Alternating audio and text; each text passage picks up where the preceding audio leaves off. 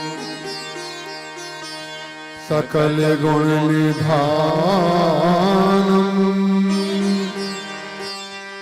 वानरामधीशम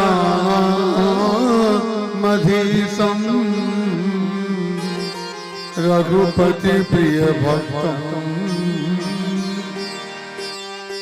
बात जातम नमामि।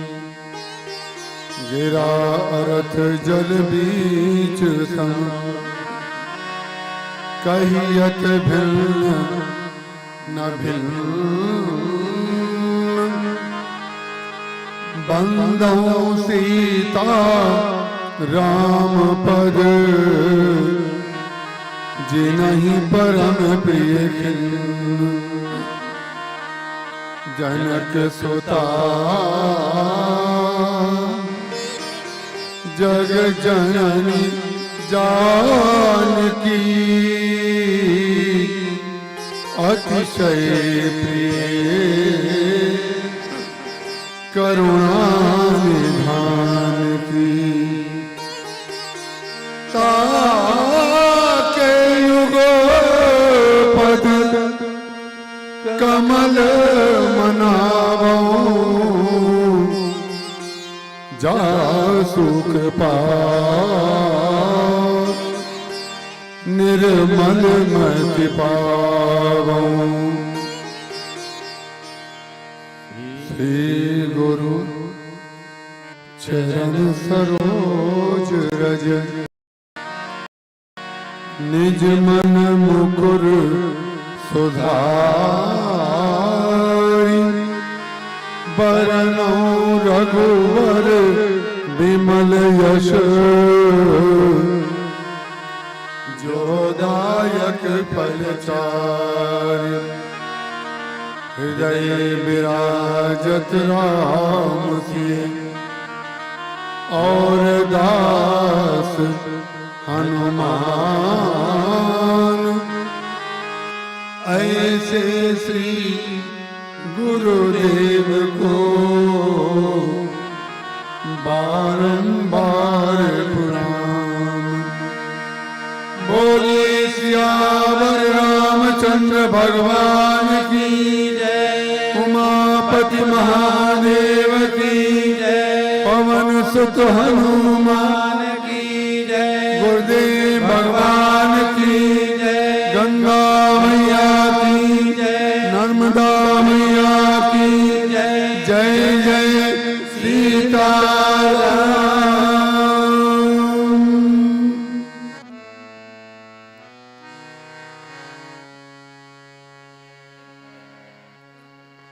मैं अपनी संपूर्ण श्रद्धा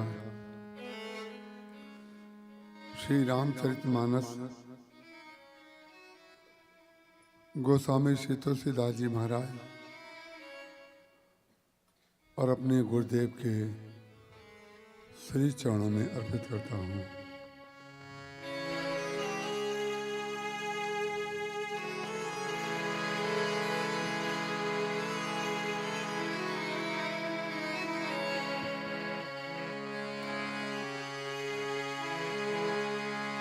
जानि सुअवसर सिय तब पठई जनक बुलाई। चतुर सखी सुंदर सकल सादर चली लबाई।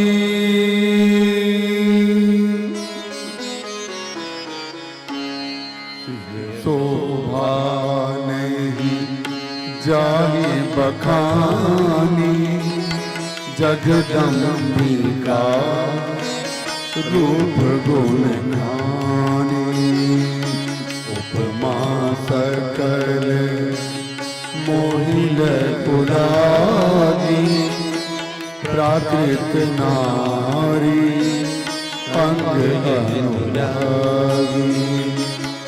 ये बरनीय थी उपमा दे को कभी कहाई अजस को रे चौपट तरिए दिए समसिया जग अस जुबकी कहाँ कमलिया गिरा मुखर तन अरद भवानी रति अति दुखित अतनुपति जानी जिसे बारूनी बंधु प्रिय जे कहिए रमा सम किनी बैठी जो छवि सुधा भयो निधि होई परम रूप में कच्छप सोई सोहार जुमन दर सिंगारू मथय पानी पन कज निज मारू सोहार जुमन दर सिंगारू मथय पानी पन कज निज मारू यही विधि उपजय लक्ष्य जब सुंदरता सुख मूल अदपि सकोच समेत कवि कहीं सीय समतोल बोले श्यावर रामचंद्र भगवान की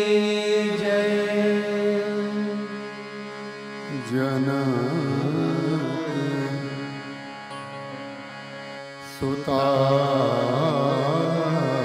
जग जननी जानकी अति प्रिय करो निधान की ताके युग पद कमल मनावो जासु कृपा मन मति पाओ हरि अनंत हरि कथा अनंता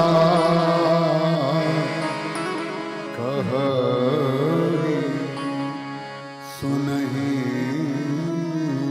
बहु विधि सब संता राम अनंत अनंत गुण अमित कथा विस्तार सुनि आचरजो न मानी है जिनके विमल विचार जिनके विमल विचार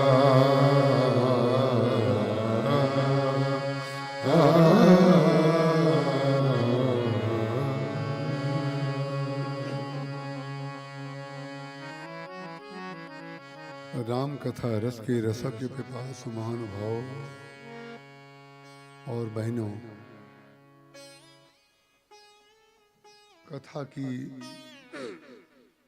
5वीं संध्या में हम आप सबका हार्दिक स्वागत करते हैं। और क्योंकि आप भगवान की कथा सुनने की भावना से आए हैं, इसलिए आपके चरणों में प्रणाम करता हूं।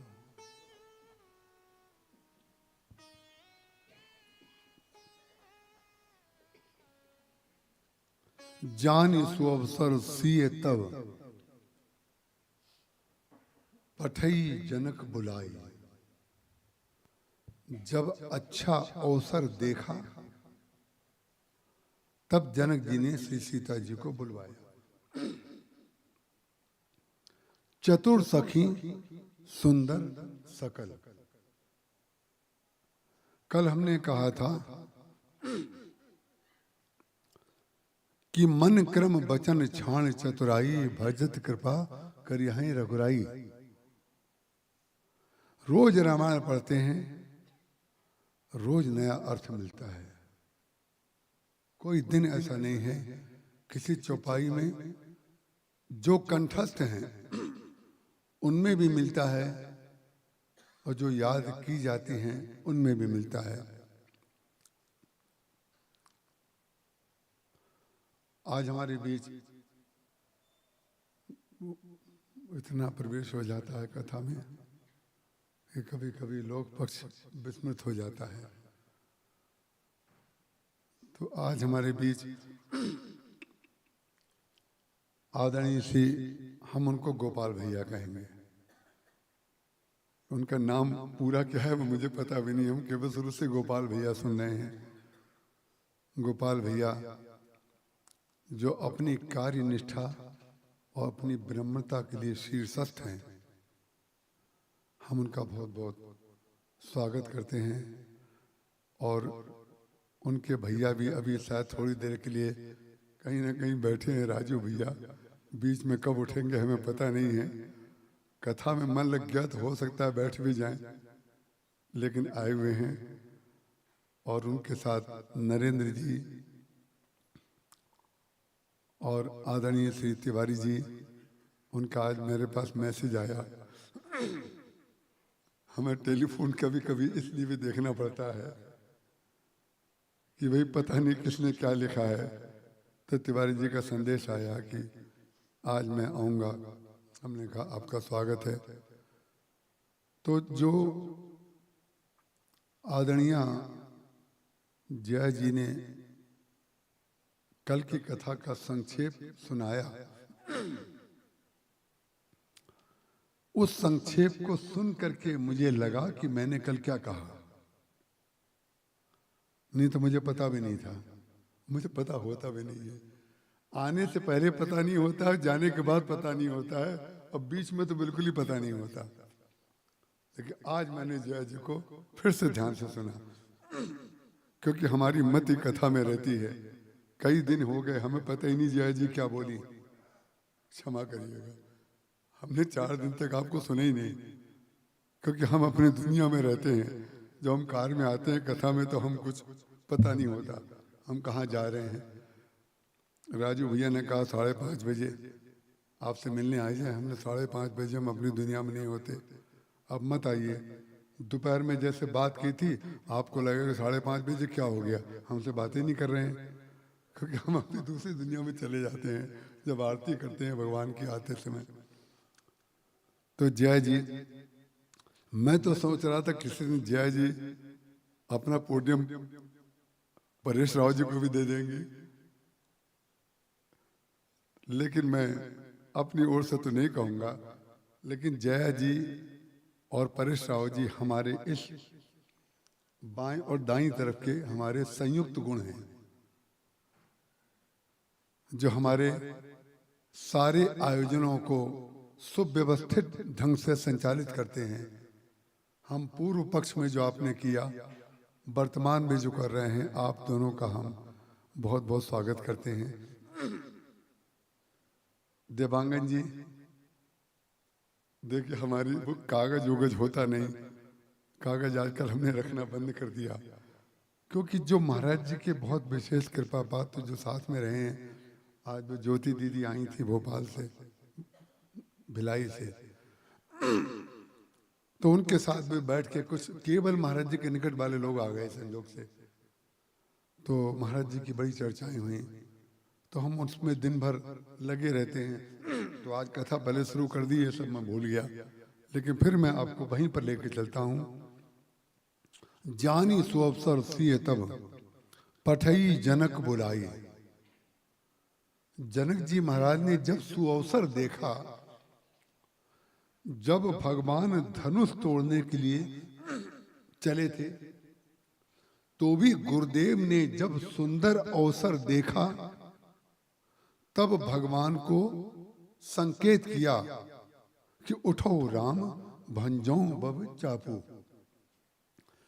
भगवान ने जन्म से लेकर के और राम राज्य तक कोई भी कार्य अपने स्वयं निर्णय लेकर के नहीं किया। कोई भी कार्य या तो गुरुदेव ने कहा, या पिताजी ने कहा, या हनुमान जी ने कहा, या श्री सीता जी ने कहा, या किसी ने नहीं कहा और करना है तो किसी से पूछा कि इसको कैसे करें। ये जीवन का कथा यदि जीवन को ना जोड़े तो कथा का जो वास्तविक वर्तमान स्वरूप है उसकी प्रासंगिकता लगा पाना कठिन हो जाएगा। तो जानी सुअवसर, सुअवसर का पता कई बार हमें नहीं होता है। सुअवसर का पता कई बार हमें स्वयं नहीं होता है। देखिए, सामने बैठ करके घड़ी देखना और मोबाइल देखना बड़ी खतरनाक चीज है सामने वाली, ये ध्यान रखिएगा। उसका कारण क्या है? मुझे शॉर्ट सर्किट होता है। ऐसे बिजली के दो तारे मिल जाए ना, ऐसा होता है मुझे। और दो तार जब मिलते हैं तो क्या होता है आप जानते हैं? जो दैनिक रोशनी है उससे भी ज्यादा रोशनी होती है, लेकिन वो क्षणिक होती है। तो ऐसे मेरी भी वो भाषा बदल जाती है उसी समय। उसका कारण क्या है? हम घुस करके बोल रहे हैं, आप हमें बाहर निकाल रहे हैं। ऐसा मत करिए, हमारे ऊपर दया कीजिए। इसलिए जनक जी महाराज ने जब अवसर देखा तब सीता जी को बुलवाया, और जिस चतुराई की कल मैंने रामचरितमानस में ही लिखा हुआ है, मन कर्म वचन छाण चतुराई, मन वचन कर्म से चतुराई को जो छोड़ देगा और भगवान का भजन करेगा उसके ऊपर भगवान कृपा करेंगे। मन कर्म वचन छाण चतुराई, भजत कृपा करी है रघुराई। तो मन वचन कर्म की चतुराई को छोड़ने की बात कही गई, और यहां पर कहा जा रहा है चतुर सखी सुंदर सकल। वो सखियां जो हैं चतुर हैं। तो जो मन कर्म वचन की चतुराई का उपयोग संसार के लिए करते हैं उनके लिए तो चतुराई घातक है, लेकिन जो लोग मन कर्म वचन से चतुराई का उपयोग भगवान के लिए करते हैं, श्री किशोरी जी के लिए करते हैं, वो चतुराई भी धन्य हो जाती है। जितने दोष हैं, जितने दोष संसार में, चाहे लोभ हो, चाहे लालच हो, चाहे काम हो, चाहे क्रोध हो, ये सारे के सारे दोष रामचरितमानस में भक्ति के उपादान भी बताए गए हैं।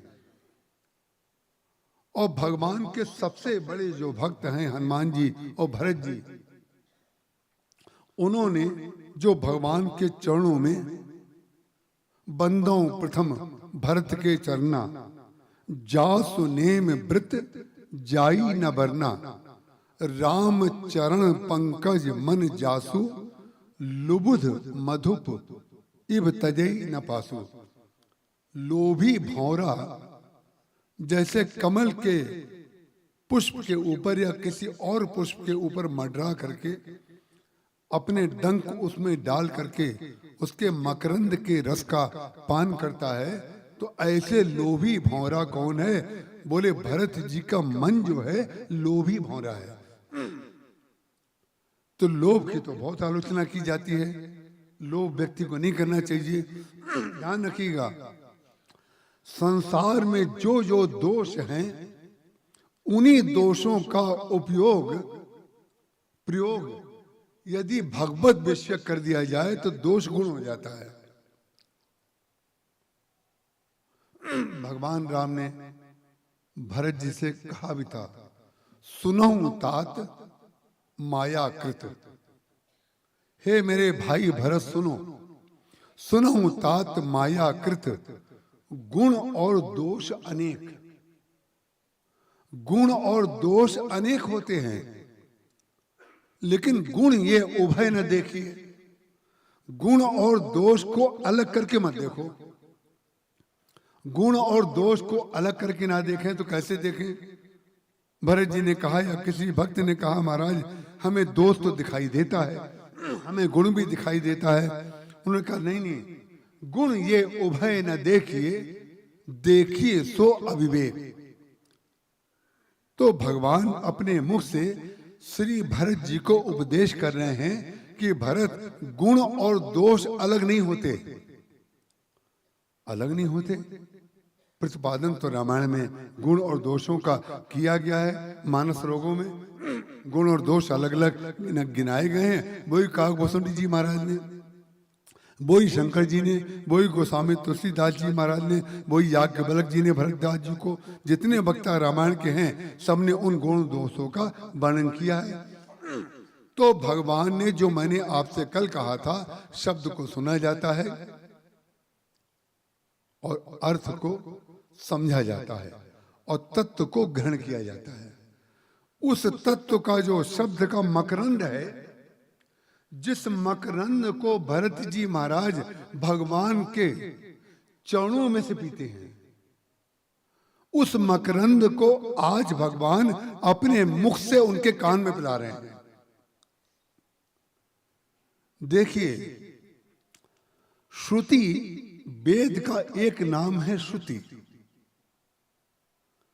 और श्रुति कान का भी नाम है। बहुत गंभीर प्रसंग है, लेकिन मुझे आप पर संपूर्ण विश्वास है कि एक लाइन भी ऐसी नहीं होगी।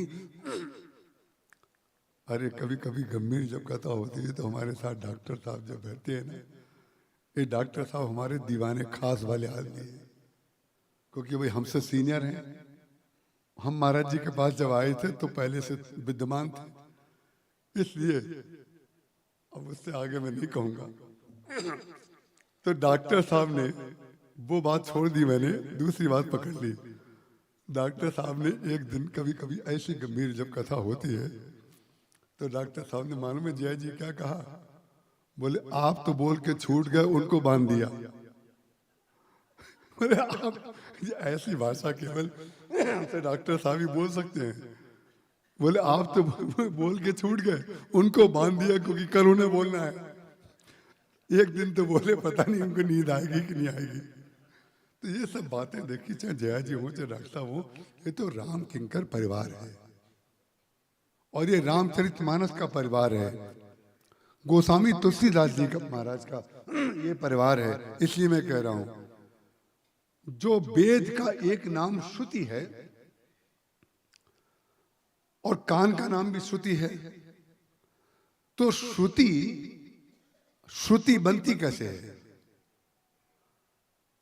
श्रुति का नाम श्रुति पड़ा कैसे? जब तक कोई अंग अपना कार्य नहीं करेगा, जब कोई मशीन जिस प्रकार का कार्य करती है उसके गुण के अनुसार उसका नाम डाला जाता है। जैसे आटा पीसने वाली का नाम पड़ गया चक्की।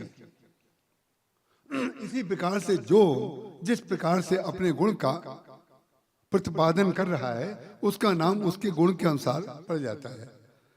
तो श्रुति का नाम श्रुति क्यों पड़ा और श्रुति का नाम कान क्यों पड़ा? इसका तात्पर्य यह है कि वाणी जब कान में जाती है तब श्रुति बनती है। श्रुति बाद में हुई, वाणी पहले हुई, क्योंकि श्रुति तभी तो बनी जब सुनी गई। भले ही हमने आपने नहीं सुना, लेकिन जिन सप्तर्षियों ने उसको सुना या जिन महापुरुषों ने उसको सुना, उसका नाम वेद पड़ गया। वेद पहले लिखे नहीं गए, पहले सुने गए। उसी का अपभ्रंश स्वरूप और नाम एक है आकाशवाणी। आकाशवाणी, आकाश से जो वाणी होती है वो आकाश वाणी होती है। आकाश वाणी जो होती है उसका नाम है तत्पदार्थ, जिसमें कोई व्यक्ति सामने नहीं दिखाई देता है, लेकिन होती है, सुनाई उसको देती है जिसके लिए होती है। कहीं कहीं सबको सुनाई देती है और कहीं कहीं किसी को सुनाई देती है, किसी को नहीं।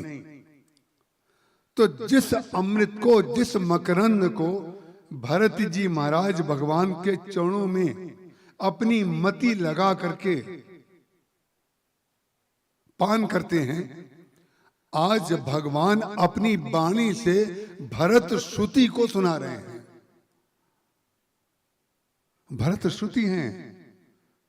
भरत श्रुति क्यों है? भरत श्रुति इसलिए है कि धर्म के पुरोधा, धर्म के तत्व को जानने वाले गुरु वशिष्ठ जिस भरत से कहते हैं समझब कहब करब तुम जोई, धर्म सार जग होई सोई, इसलिए भरत जी श्रुति हैं। गोपाल भैया बहुत दिन बाद पकड़ में आया, लेकिन हम आपका ये गुण पहले से जानते थे। ओमी भैया उसके साक्षी हैं, शोभा साक्षी हैं।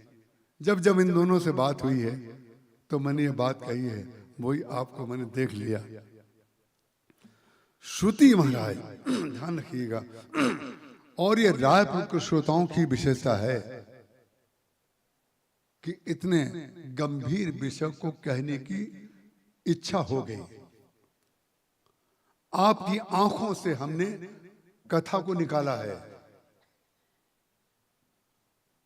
आपके जीवन से हमने आचरण सीखा है, आपके जीवन से आचरण सीखा है। अब इसके दो अर्थ हैं, क्या करना चाहिए ये भी सीखा और क्या नहीं करना चाहिए ये भी सीखा। और हमसे भी आप दोनों सीखिएगा। क्या करना चाहिए वो भी सीख लीजिए और क्या नहीं करना चाहिए वो भी सीख लीजिए। यही बात भगवान कह रहे हैं। सुनो तात माया कृत गुण और दोष अनेक, गुण ये उभय न देखिए, देखिए सो अविवेक। जो व्यक्ति गुण और दोष को अलग करके देखता है वो अविवेकी व्यक्ति है। कथा में कभी ज्ञान पक्ष होता है, कभी कर्म पक्ष होता है, कभी व्यवहार पक्ष होता है, कभी शरणागति, कभी भक्ति, कभी ध्यान, कभी श्रुति, कभी पुराण, कभी शास्त्र। सबको मिला करके जब पदार्थ बनता है उसी का तो सेवन आप करते हैं। कच्ची सब्जी कहाँ खाते हैं, कच्चा गेहूं कहाँ खाते हैं। जब पक जाता है, बन जाता है, और पदार्थ का निर्माण तब होगा जब विरोधी तत्व को वो स्वीकार कर लेगा। विरोधी तत्व को आप किसी दीवार पर चित्र बनाएं तो सबसे पहले उस दीवार पर या उस कैनवास पर जो आप रंग का प्रयोग करेंगे, उस रंग का प्रयोग आप चित्र में नहीं करेंगे। विरोधी रंग। सबसे पहले विरोध को स्वीकार करना सीख लीजिए, आप सृजन कर देंगे। और जो व्यक्ति ये सोचे कि हमारा कोई विरोध ना करे, सब लोग समर्थन करें, वो व्यक्ति जीवन में फ्रस्ट्रेट हो जाएगा, मानसिक रोगी हो जाएगा। और कदाचित जिन लोगों को नींद कम आती है या गोली लेकर के सोते हैं, वो वही लोग होते हैं जो प्रशंसा की इच्छा करते हैं और सच्ची निंदा की जाए तो नाराज हो जाते हैं। झूठी निंदा की, झूठी प्रशंसा की जाए तो लोग प्रसन्न हो जाते हैं, और सच्ची निंदा की जाए तो रुष्ट हो जाते हैं। इसका तात्पर्य क्या है? सत्य और झूठ कोई जानता ही नहीं है। सुनो तात माया कृत गुण और दोष अनेक, गुण ये उभय न देखिए, देखिए सो अविवेक। भगवान राम ने कहा भरत, गुण और दोष अलग अलग दो पदार्थ नहीं है, गुण और दोष एक है। कैसे? बोले होता केवल गुण है। तो बोले दोष? बोले गुण का जब दुरुपयोग किया जाता है तब उसका नाम दोष पड़ जाता है।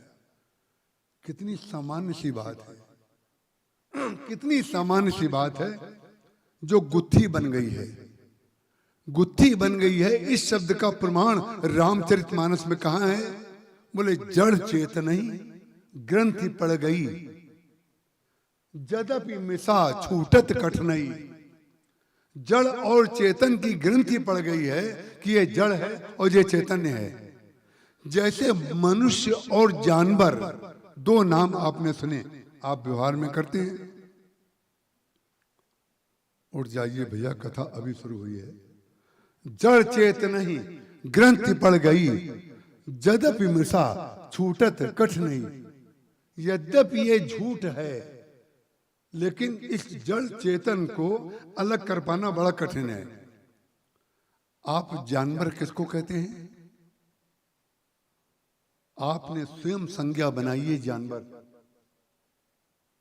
और कोई व्यक्ति अगर गलत ढंग से काम करे तो आप कहते हैं ये जानवर की तरह इसका व्यवहार है। लेकिन विचित्र बात है, हम आपसे सहमत नहीं हैं। हम आपसे सहमत इसलिए नहीं हैं कि जानवर का गलत व्यवहार बहुत कम होता है। जानवर अपनी प्रकृति से बाध्य है। जानवर ने कुछ पढ़ा नहीं है, जानवर ने कुछ सुना नहीं है।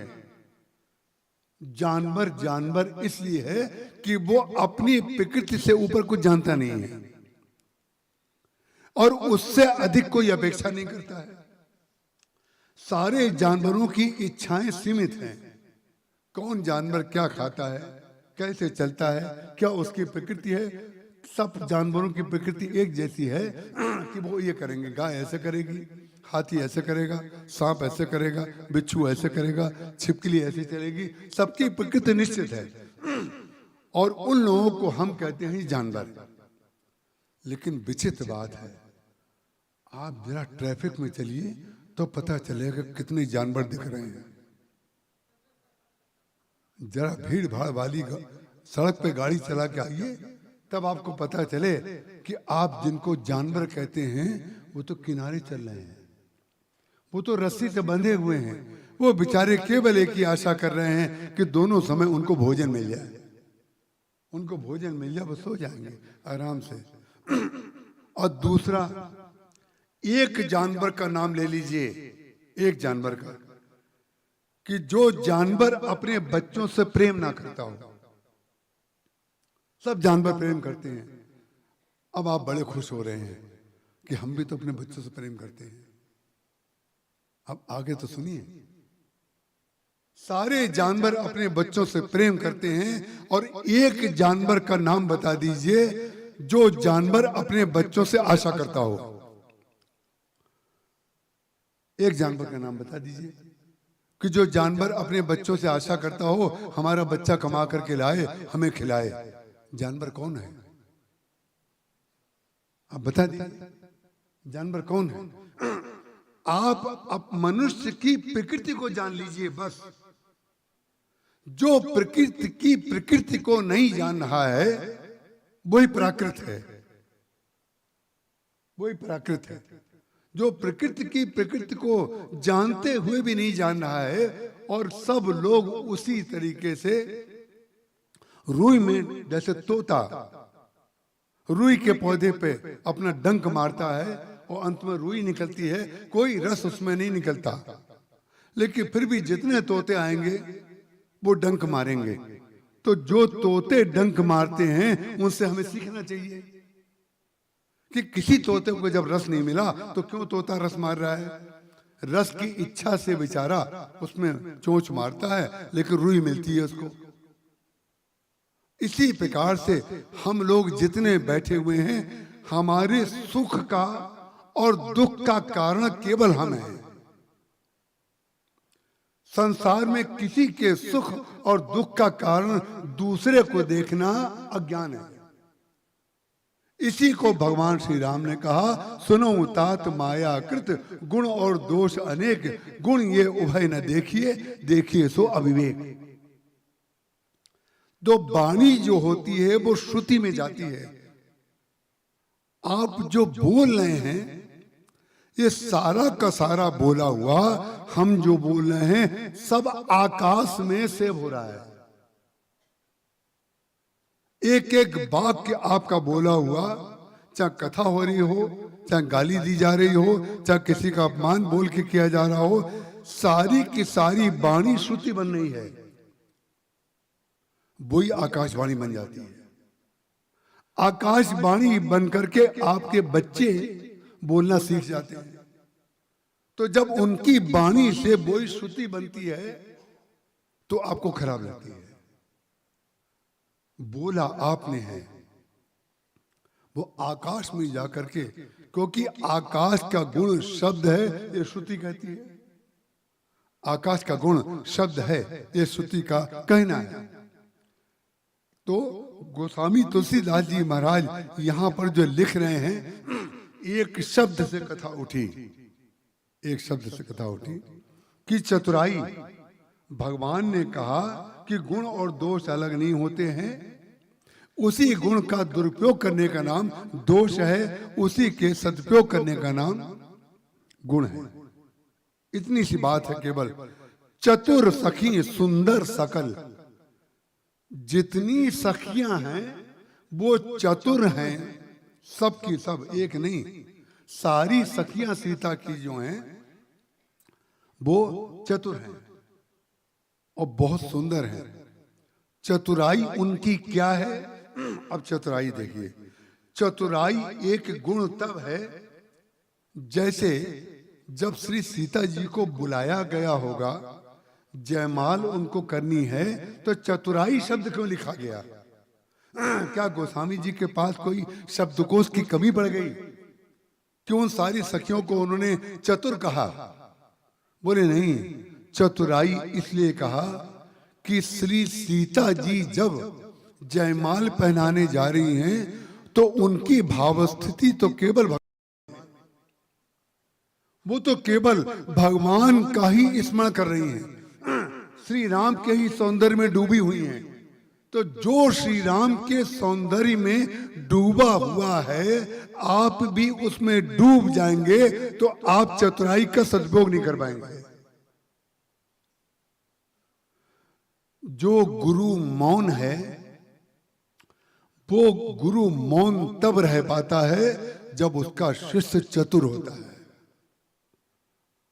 ध्यान रखिएगा, मौन तब हो पाएगा जब आपके नीचे काम करने वाला व्यक्ति चतुर हो, नहीं तो आपको बोलना पड़ सकता है। अगर सब काम करा करा के बोल बोल के कराया जाएगा तो ध्यान रखिएगा, गुरु मौन कभी नहीं रह पाएगा, गुरु मौन नहीं रह पाएगा। इसलिए चतुराई जो है उन सखियों की क्या है, हम आपको कह चुके हैं। श्री सीता जी भगवान के रूप को हृदय में धारण कर चुकी हैं। कहां पर धारण कर चुकी हैं? पुष्प वाटिका में। लोचन मग रामई और आनी, दीनों कपट, दीनों पलक कपाट से आनी। भगवान के रूप को उन्होंने हृदय में धारण कर लिया है और आंखों के मार्ग से अंदर ले आई हैं और पलकें बंद कर ली। तो जैसे मौन में मुंह बंद किया जाता है, दर्शन में पलकें बंद की जाती हैं। तो जो आंख बंद करके चल रहा है उसके साथ चलने वाला आंख खोलने वाला होना चाहिए कि नहीं? आंख खोल के चले, तो आंख खोल करके चलना ये चतुराई है। अब आपको लगेगा ये कहां से कहां चले गए? अभी नहीं गया हूं, जा रहा हूं। कहीं डॉक्टर साहब को लग रहा है कि चले गए थे, चले वाले नहीं गए थे, अभी तो आप सुन रहे हैं। लेकिन अब जा रहा हूं, लेकिन फिर वहीं आऊंगा लौट के। गांधारी ने जब धृतराष्ट्र के साथ विवाह किया, क्योंकि वो शब्द मैं यहां पर इस्तेमाल नहीं कर सकता था, इसलिए मैं महाभारत में चला गया।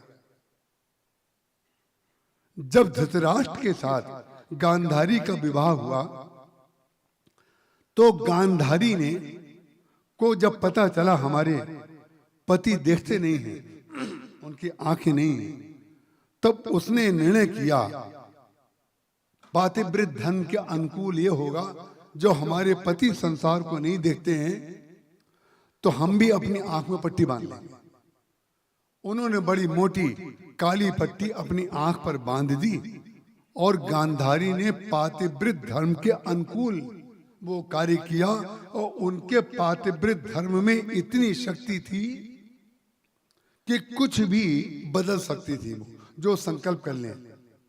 लेकिन विचित्र बात है, महाभारत में जो इतने अनर्थ हुए उसका कारण उनकी पातिव्रत धर्म में निष्ठा बनी।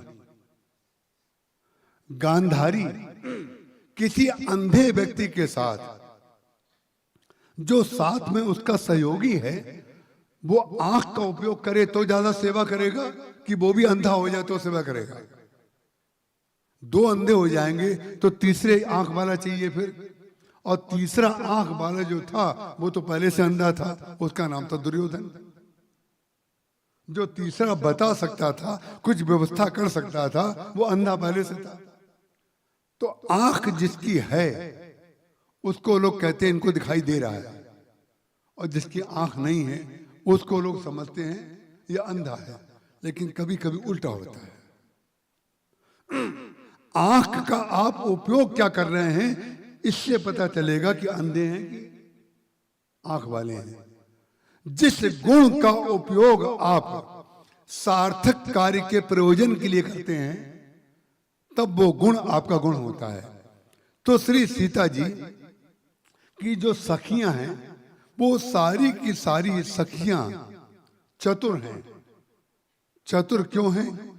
बोले श्री सीता जी का जो श्रृंगार है, दुल्हन का श्रृंगार आम स्त्रियों की तुलना में अलग होता है और बहुत अधिक होता है। उतना श्रृंगार रोज नहीं कर सकता कोई, और करेगा तो वो व्यवहार संसार का नहीं कर सकता, चल फिर नहीं सकता है, क्योंकि उसको और कोई कार्य नहीं करना होता है, इसलिए उसका श्रृंगार किया जाता है। और सबसे अलग उसको दिखाना होता है, सबसे अलग उसका स्थान होता है, इसलिए वो श्रृंगार किया जाता है। तो श्री सीता जी का श्रृंगार, उनका मुकुट, उनका आदि कुछ बिगड़ तो नहीं गया है कहीं। तो उनकी जो बिंदी है, उनके जो बाल हैं, उनका जो मुकुट है, उनकी जो मालाएं हैं, उनके जो चरणों में पहनाए हुए आभूषण हैं, वो उनमें से कोई भी कहीं अस्त व्यस्त तो नहीं हो गया है। इसको देखना सेवक का कार्य होता है कि जो आपका अभीष्ट है, जो आपका श्रद्धेय है, जब वो जा रहा है उसके शरीर पर जो जो उपादान हैं वो बिल्कुल ठीक है कि नहीं, और जो जो उपादान ये धारण करते हैं वो सब हो गए कि नहीं, उसको देखना पड़ता है। और देखने वाले को अपनी आंख का उपयोग बड़ी चतुराई के साथ करना पड़ता है। तो वो सारी की सारी जो सुंदर सखियां हैं वो श्री सीता जी को कैसे चलना है, और चलने से पहले श्री सीता जी बिल्कुल व्यवस्थित है कि नहीं। अरे नारी का चलना, जो जयमाला पहनाने जा रही हो उस नारी को तो सभी देखेंगे, कोई व्यक्ति ऐसा हो ही नहीं सकता जो उसकी ओर दृष्टि उसकी ना जाए। जिसको सब देखेंगे उसको उन 8 सखियां जो साथ में चल रही हैं उन लोगों ने देखा। इसलिए चतुर शब्द जो है गोस्वामी तुलसीदास जी महाराज ने लगाया। लेकिन मन कर्म वचन छाण चतुराई भजत कृपा करहिं रघुराई, ये मन वचन कर्म की चतुराई जो है जब संसार में लगाई जाती है, जो चतुराई का उपयोग लोग करते हैं उनको बड़ा भारी भ्रम ये रहता है कि संसार के सबसे बड़े समझदार हम हैं, बाकी सब बैटरी इनकी डाउन हो गई है। जबकि विचित्र बात है, जो अपने को सबसे ज्यादा चतुर समझ रहा है बैटरी उसकी डाउन हुई है। ध्यान रखिएगा। ये है उसकी व्याख्या। और समय पर गुरु वशिष्ठ जी ने भी, विश्वामित्र जी ने भगवान राम को कहा कि जब समय अच्छा देखा तब उन्होंने भगवान राम से कहा, उठो राम भंजो भव चापू मेटहु तात जनक परितापू। जनक जी के आप दुख को दूर करो। ये भी तो कह सकते थे, श्री सीता जी तुमको जयमाल पहनाएंगी और तुम धनुष को तोड़ो। जो उसका परिणाम है वो तो यही है, श्री सीता जी जयमाल पहनाएंगी। लेकिन विचित्र बात है, जयमाल और विवाह का नाम नहीं ले रहे। मेटो तात जनक परितापू, जनक का आप परिताप दूर कर दीजिए। जनक का परिताप क्या है? ज्ञानी व्यक्ति को भी तीनों भाई राम सम जाने। तीनों भाई राम सम जाने का तात्पर्य है राम, भरत, लक्ष्मण और शत्रुघ्न में कोई भी भेद जनक जी महाराज नहीं करते हैं। लेकिन उस ज्ञानी के अंदर भी सीता जी के प्रति जो ममता है, उस ममता के कारण उनको लग रहा है कि धनुष टूटेगा कि नहीं टूटेगा। ज्ञान में तो विश्वास होना चाहिए कि टूटेगा ही टूटेगा। और साक्षात ज्ञान के घनीभूत रूप जो राम है, जो ज्ञान का लक्ष्य है, जो भक्ति का लक्ष्य है, वो धनुष तोड़ने आ रहे हैं। और उनके सामने ज्ञानी के परिताप को दूर करने के लिए विश्वामित्र जी महाराज कह रहे हैं, मेटा उतात जनक परितापू, इनका दुख दूर करो। उसका कारण क्या है? ज्ञानी व्यक्ति कितना भी हो जाए, बोले ज्ञान में संदेह नहीं होता है, संदेह ज्ञानी में होता है। ज्ञान में तो विश्वास है, ज्ञान में तो प्रकाश है, ज्ञान में तो अद्वैत है। वहां तो गिरा अर्थ जल बीज सम कयत भिन्न न भिन्न बंदो सीता राम पद जिन्हें परम प्रिय खिन्न। विश्वामित्र जी को मालूम है कि श्री सीता जी और भगवान राम का विवाह होना नहीं है, वो तो हुआ है, वो तो पहले से हुआ है। लेकिन वो कह रहे हैं अगर जनक जी ने ये प्रतिज्ञा कर ली है तो प्रतिज्ञा की पूर्ति के लिए तुम्हें धनुष तोड़ना पड़ेगा। और धनुष तोड़ोगे तो इनकी प्रतिज्ञा टूटेगी नहीं, पूरी हो जाएगी। विचित्र बात है, धनुष टूटेगा और जनक की प्रतिज्ञा पूरी हो जाएगी। ये कौन सा धनुष है मालूम है? ये धनुष वो है जिस धनुष से भगवान शंकर ने त्रिपुरासुर का वध किया था। त्रिपुरासुर जो 3 पुरों में रहे वो त्रिपुरासुर है। 3 पुरों में कौन रहता है? बोले अहंकार जो होता है वो तीनों पुरों में रहता है। मैंने ऐसा किया था, मैं ऐसा कर रहा हूं, मैं ऐसा करूंगा, ये त्रिपुरासुर। जो लोग ये कहते हो मैंने ऐसा किया था, बलि बांधत प्रभु बाड़ो सो तनि बरन न जाए उभय घरी म दीनी 7 प्रदक्षिण धाए। हनुमान जी महाराज समुद्र के किनारे थे, समुद्र को पार होना था। उस समय जामवान महाराज को अपनी शक्ति याद आ गई। जहां आपको अपना गुण याद आया तहां ज्ञान जो है ज्ञानी बन जाता है। और जहां ज्ञानी आया तो या तो भूत में जाएगा, या वर्तमान में रहेगा, या भविष्य में रहेगा। ये जितने ज्ञानी संसार के हैं, इन्हीं तीनों में से मुक्त होना है। और इन्हीं तीनों में से मुक्त भगवान राम, श्री सीता जी नहीं मिलेंगे, धनुष नहीं टूटेगा, तब तक मुक्ति नहीं है, संभव नहीं हो सकती। भगवान शंकर त्रिपुरासुर को मारने के पश्चात धनुष को कंधे पर लेकर के जा रहे थे। किसी ने कहा ये जो शंकर जी जा रहे हैं उनके कंधे पर जो धनुष है ये वही धनुष है जिससे इन्होंने त्रिपुरासुर को मारा था। शंकर जी की दृष्टि जिसको आप तृतीय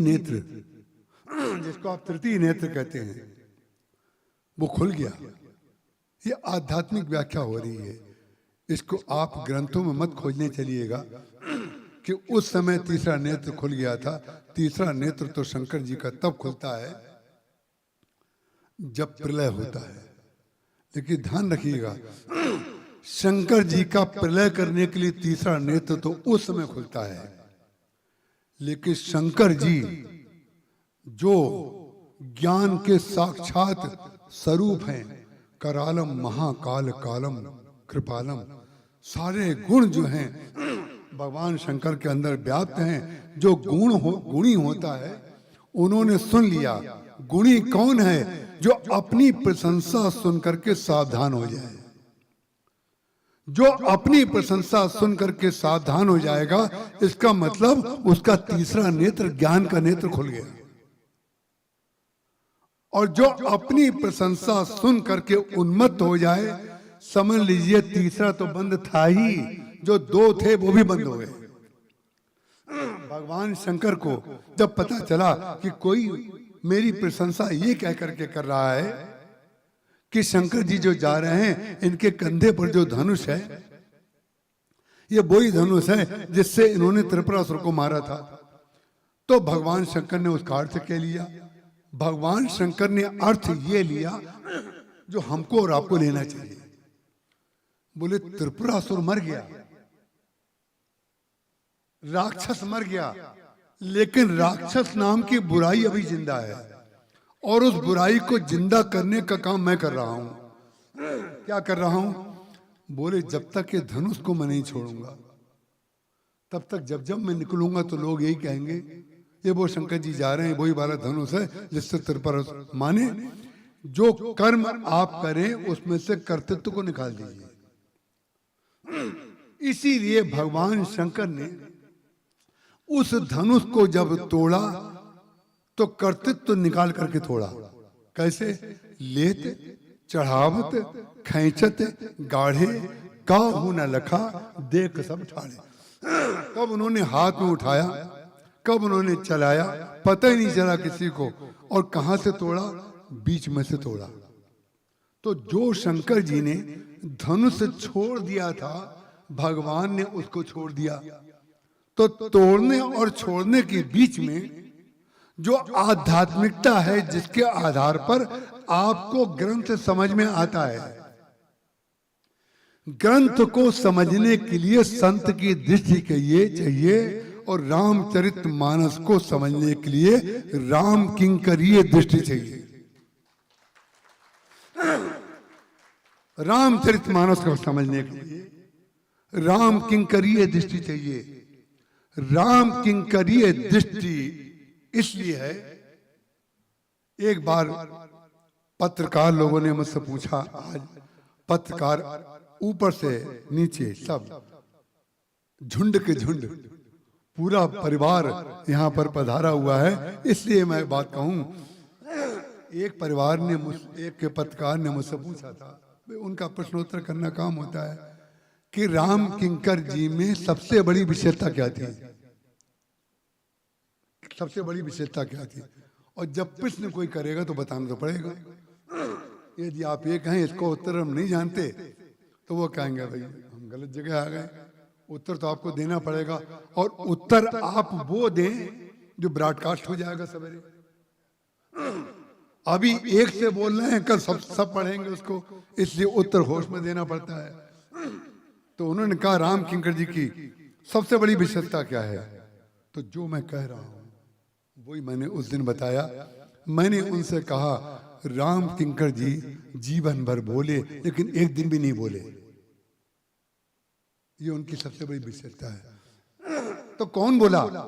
महाराज जी, जिन्होंने सुना है वो जानते होंगे। महाराज जी बार बार कहते थे गोस्वामी जी कहना क्या चाहते हैं, गोस्वामी जी का तात्पर्य क्या है, गोस्वामी जी का उद्देश्य क्या है, इसमें गोस्वामी जी का सूत्र क्या है। बोलिए, कहते थे ना महाराज जी, अरे भी कभी तो गर्दन हिला दिया करो, पैसे की बात करते हैं तो हिलाते हो, पुरुषोत्तम जी से पैसे की बात करो तो ऐसे करते हैं, प्रसाद की बात करो तो ऐसे करते हैं, ये प्लस बनाते हैं। इधर से इधर और ऊपर से नीचे।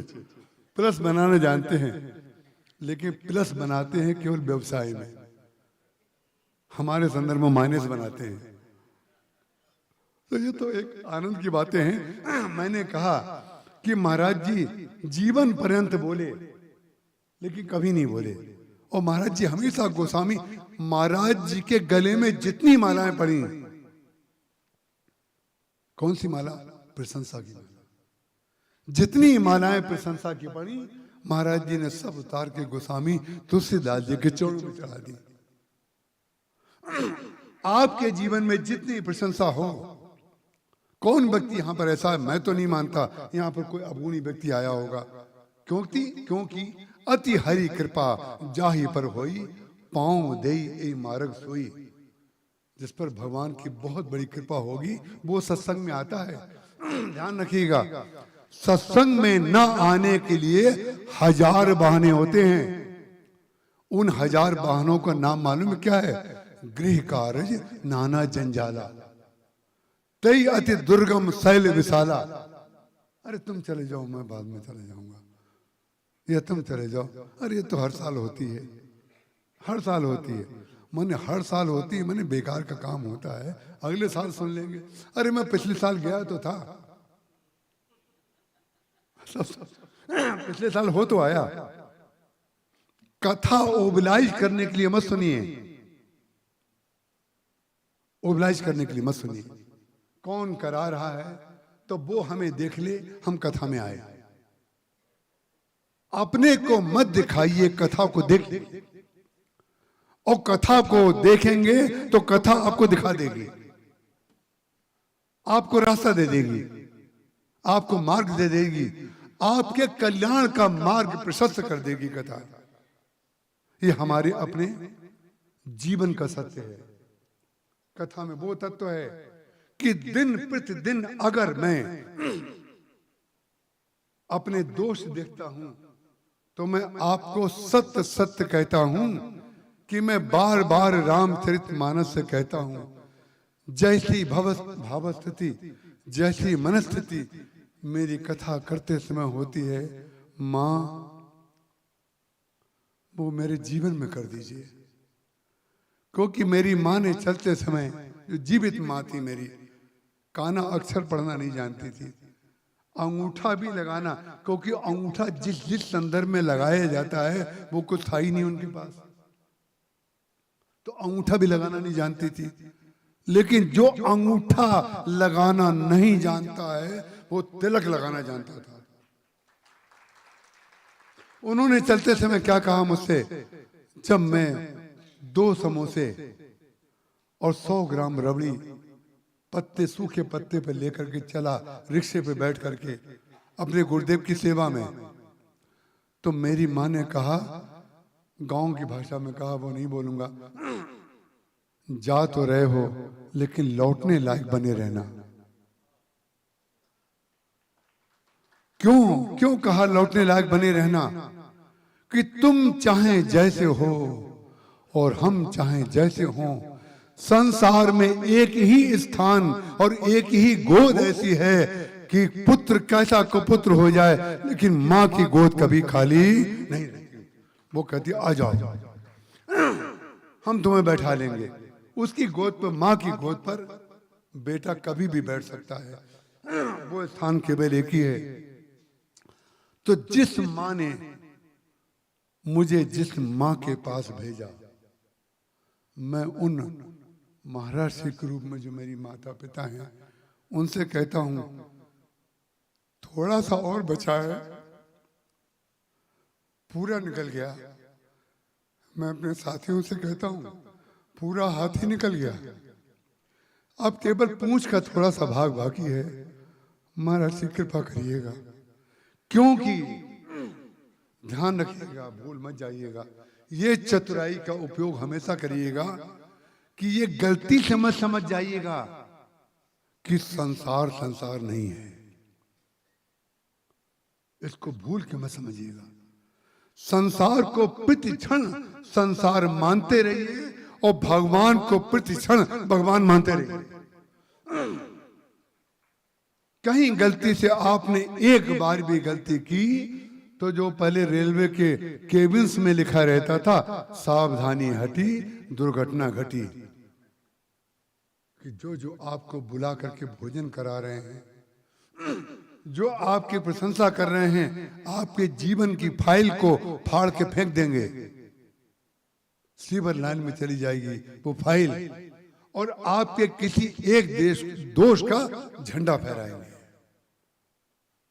इनको गुण का झंडा फहराने में संकोच होता है, गुण की बात कहने में बड़े कंजूस हो जाते हैं। वो कहते क्या है कि गुणी व्यक्ति के सामने उसकी प्रशंसा नहीं करनी चाहिए। ये मर्यादा हमें सिखाते हैं। ये मर्यादा पुरुषोत्तमों की स्थिति है कि विचित्र बात है कि उनके मुंह से अच्छी बात करके भी जो व्यक्ति अपनी प्रशंसा सुनने के लिए कान फाड़े फाड़े कुंभकर्ण की तरह, कुंभकर्ण का मतलब जिसके कान घड़े की तरह हो, वो कुंभकर्ण है। कुंभकर्ण की तरह खुले रहते हैं कि हमारी कोई प्रशंसा करे। अरे उस कुंभकर्ण से हम कहते हैं थोड़ा मुंह भी तो बड़ा करो। और मुंह हमारे लिए नहीं कह रहा हूं, मुंह कर रहा हूं अपने घर में अच्छा बोलो। अपने घर वालों से इंस्ट्रक्शन जब दो, अपने ड्राइवर को जब इंस्ट्रक्शन दो, तो ड्राइवर को ज्ञानी मान करके मत बैठो। पहले बता दो हम कहां जाना चाहते हैं, हम कौन से रास्ते से जाना चाहते हैं, और हमें कैसी गाड़ी चलाना पसंद है। 3 बातें बता दो तो उसकी जो जिज्ञासा होगी वो तुरंत बोल देगा कि सर वो वाला रास्ता मैं नहीं जानता, आप बता दीजिए, या आप कहें तो मैं इधर से ले जाऊं। आप जब बोलेंगे ही नहीं और आप उससे यह आशा करेंगे कि वो मुझे लक्ष्य तक पहुंचा दे, तो ये तो उचित नहीं है। इसलिए आप अपने जो आश्रित लोग हैं, चाहे वो पत्नी हो, चाहे बच्चा हो, चाहे भाई हो, चाहे पिता हो, चाहे माँ हो, चाहे मित्र हो, सबसे पहले वाणी बोलिए, श्रुति बन जाएगी। वाणी अच्छी बोलिए, वो श्रुति बने बगैर नहीं रहेगी। और वाणी खराब होने से श्रुति खंडित हो जाती है। फिर आप कहते हो ये सनातन धर्म की विकृति है। सनातन धर्म की विकृति नहीं है, आप सनातनता को जानते नहीं है, ये आपकी बुद्धि की विकृति है। सनातन धर्म तो व्यापक है जैसे आकाश है। और ये मैं किसी विषय पर नहीं बोल रहा हूं, ये किसी संदर्भ में नहीं बोल रहा हूं कि आप सनातन शब्द को कहीं से जोड़ लें, कहीं का ताना कहीं का बाना। सनातन धर्म बहुत पहले से था, अनादि है, जो कभी समाप्त ना हो उसका नाम है सनातन। जिसका ना आदि हो, ना मध्य हो, ना अंत हो, उसका नाम है सनातन। और जिसका आदि ना हो, जिसका मध्य ना हो, जिसका अंत ना हो, उसी का नाम है ईश्वर। नहीं तब आदि मध्य अवसाना, अमित प्रभाव वेद नहीं जाना। तो जब शंकर जी ने उस धनुष को छोड़ दिया तो धनुष बोला, महाराज आप हमें क्यों छोड़ रहे हैं? हम जब इतने बड़े बड़े कार्य कर सकते हैं तो अब आप हमें छोड़ रहे हैं। उन्होंने कहा नहीं, हम छोड़ेंगे नहीं, तुम्हारा कल्याण करेंगे। क्यों? साधुत होए न कारज हानि। जो विशिष्ट व्यक्ति है उसके द्वारा कार्य की हानि कभी हो ही नहीं सकती। उन्होंने कहा हम तुम्हें जनक क्या रख देते हैं, हम तुम्हें जनक क्या रख देते हैं। और जनक जी के यहाँ हमारी माँ श्री सीता जी का विवाह करने के लिए भगवान राम चल करके आएंगे। जासु कृपा निर्मल मति पावो। भगवान को श्री सीता जी को प्राप्त करने के लिए चल के आना पड़ा। और जब भगवान चल करके गए तभी से प्रथा बन गई कि दूल्हे की बारात जाती है, बेटी की बारात नहीं आती। बारात जो, क्योंकि भगवान राम ने चल के एक परंपरा बना दी। परंपरा कैसे बनती है? परंपरा का एक नाम है पगडंडी। कल हमने जब सीधी का नाम लिया था तो दूसरे संदर्भ में लिया था, आज सीधी की याद दूसरे संदर्भ में आ गई। एक मनोज जी तिवारी हैं सीधी में, उन्होंने कहा महाराज जी हमारे गांव चले चलिए। तो हम ऐसे प्राणी हैं, हम आपको बता दें कि कोई कहीं भी ले जाए हम सब जगह चले जाएंगे, लेकिन जाएंगे तब जब आप बुलाएंगे। जो जहां जा रहे हैं समझ लीजिए उसने बुलाया है, नहीं तो कभी नहीं जाएंगे। सारा जीवन हमारा आपका संपर्क बना रहेगा, एक बार हम नहीं बोलेंगे आप हमें वहां ले जाइए, कुछ नहीं। तो मनोज जी तिवारी ने मुझसे कहा कि महाराज जी हमारे गांव चलिए। फिर उन्होंने समस्या बताई, लेकिन एक समस्या है। हमने क्या? बोले हमारा घर जहां पर है उसके घर के आसपास कोई रास्ता नहीं है घर में पहुंचने का। हमने कहा क्या बातें कर रहे हैं आप, रास्ता नहीं है। बोले वो जमीन जो है किसी ने कब्जा कर लिया है और उसमें खेत बना दिया है हमारे रास्ते में, तो जाने का रास्ता नहीं है। तो हमने कहा कि वो जाएंगे कैसे? तो वो पगडंडी है, उन्होंने पगडंडी है। तब मैंने पगडंडी की व्याख्या उनके गांव में जाकर के की। ये पगडंडी की व्याख्या वहीं से शुरू हुई है मेरी। पगडंडी जो बनती है वो पहले घास होती है, और पगडंडी वो व्यक्ति बनाता है जो शॉर्टकट करता है, क्योंकि लंबे रास्ते तो पहले से बने हुए हैं। पगडंडी वो व्यक्ति बनाता है जो लंबे कार्य को छोटे समय में, कम समय में करने की इच्छा रखता है और शक्ति रखता है और कला रखता है, वो व्यक्ति पगडंडी बनाता है। तो पगडंडी घास के ऊपर जब पहला व्यक्ति चलता है तो घास दब जाती है। तो दूसरा व्यक्ति जब कभी पीछे से आया तो उस दबी हुई घास को देख करके उसको लगता है कोई ना कोई इसमें गया है। जब वो जा सकता है तो हम भी जा सकते हैं। तो दूसरा, तीसरा, चौथा आदमी जब जाता है तो घास खत्म हो जाती है, और हो जाती है तो रेखा बन जाती है, रेखा बन जाती है, और रेखा जो है वो ही सड़क बन जाती है। तो ये जो श्रुति है ना, श्रुति, ये अद्वैत की पगडंडी है, अद्वैत की पगडंडी। इस पगडंडी को बनाता कौन है? जिसने वेद को सुना है, ये उसकी सनातनता है। वेद को जिसने सुना है उसने पगडंडी बनाई। उसके बाद पुराण आए, पुराणों ने कहा कि दबी हुई घास लग रही है, इस पे जाया जा सकता है। वो चले गए, और जहां पुराण गए, माने जब तक अद्वैत था तब तक पुराण नहीं थे। जब अवतार हो गया तब पुराण आए, क्योंकि पुराणों में तो अवतार का वर्णन है, वेद मंत्र तो है नहीं। इसीलिए उनका नाम पौराणिक मंत्र और वैदिक मंत्र और शास्त्रीय मंत्र, तीन प्रकार के मंत्र होते हैं। वैदिक मंत्र, पौराणिक मंत्र, शास्त्रीय मंत्र, और एक लोक मंत्र भी होते हैं जो ना जाने कितनी जगह बोले जाते हैं। जो पंडित लोग कई बार हवन आदि कराते हैं तो उसमें ना जाने कितने मंत्र ऐसे हैं जो लौकिक हैं। जैसे लोक गीत होते हैं ऐसे लोक मंत्र भी होते हैं, वो बोल दिए जाते हैं। तो ये जो पगडंडी है, इस पगडंडी को कौन व्यक्ति पार कर जाएगा? कौन व्यक्ति उसको समझ पाएगा कि इस पगडंडी पे चल के हम कहां पहुंचेंगे? तो शंकर जी ने कहा तुम चिंता मत करो, हमारे ठाकुर जी चल करके आएंगे। भगवान ने अयोध्या से जनकपुर की पगडंडी बनाई। ये जनकपुर के जितने संत हैं और अयोध्या के जितने संत हैं, ये उसी पगडंडी पे तो चल रहे हैं जो भगवान ने बनाई है। भगवान जिस रास्ते से बारात लेकर के गए, उसी रास्ते से अयोध्या वाले मिथिला जाना सीख गए, और विदा होकर के श्री सीता जी जिस रास्ते से आई तो जनकपुर वाले अयोध्या आना सीख गए। यही दोनों का मिलन है।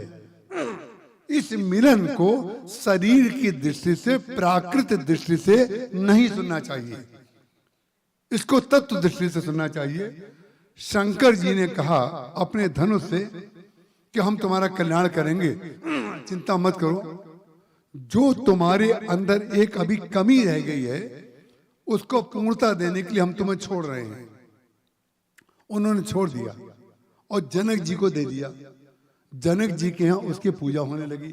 जनक जी शंकर जी के शिष्य हैं, ज्ञानी हैं, लेकिन ज्ञानी भी चारों भाइयों को एक जैसा मानता है, लेकिन मानने पर भी जो सीता जी हैं उनके प्रति उनकी ममता जो है वो है, और ममता होना स्वाभाविक है। क्यों?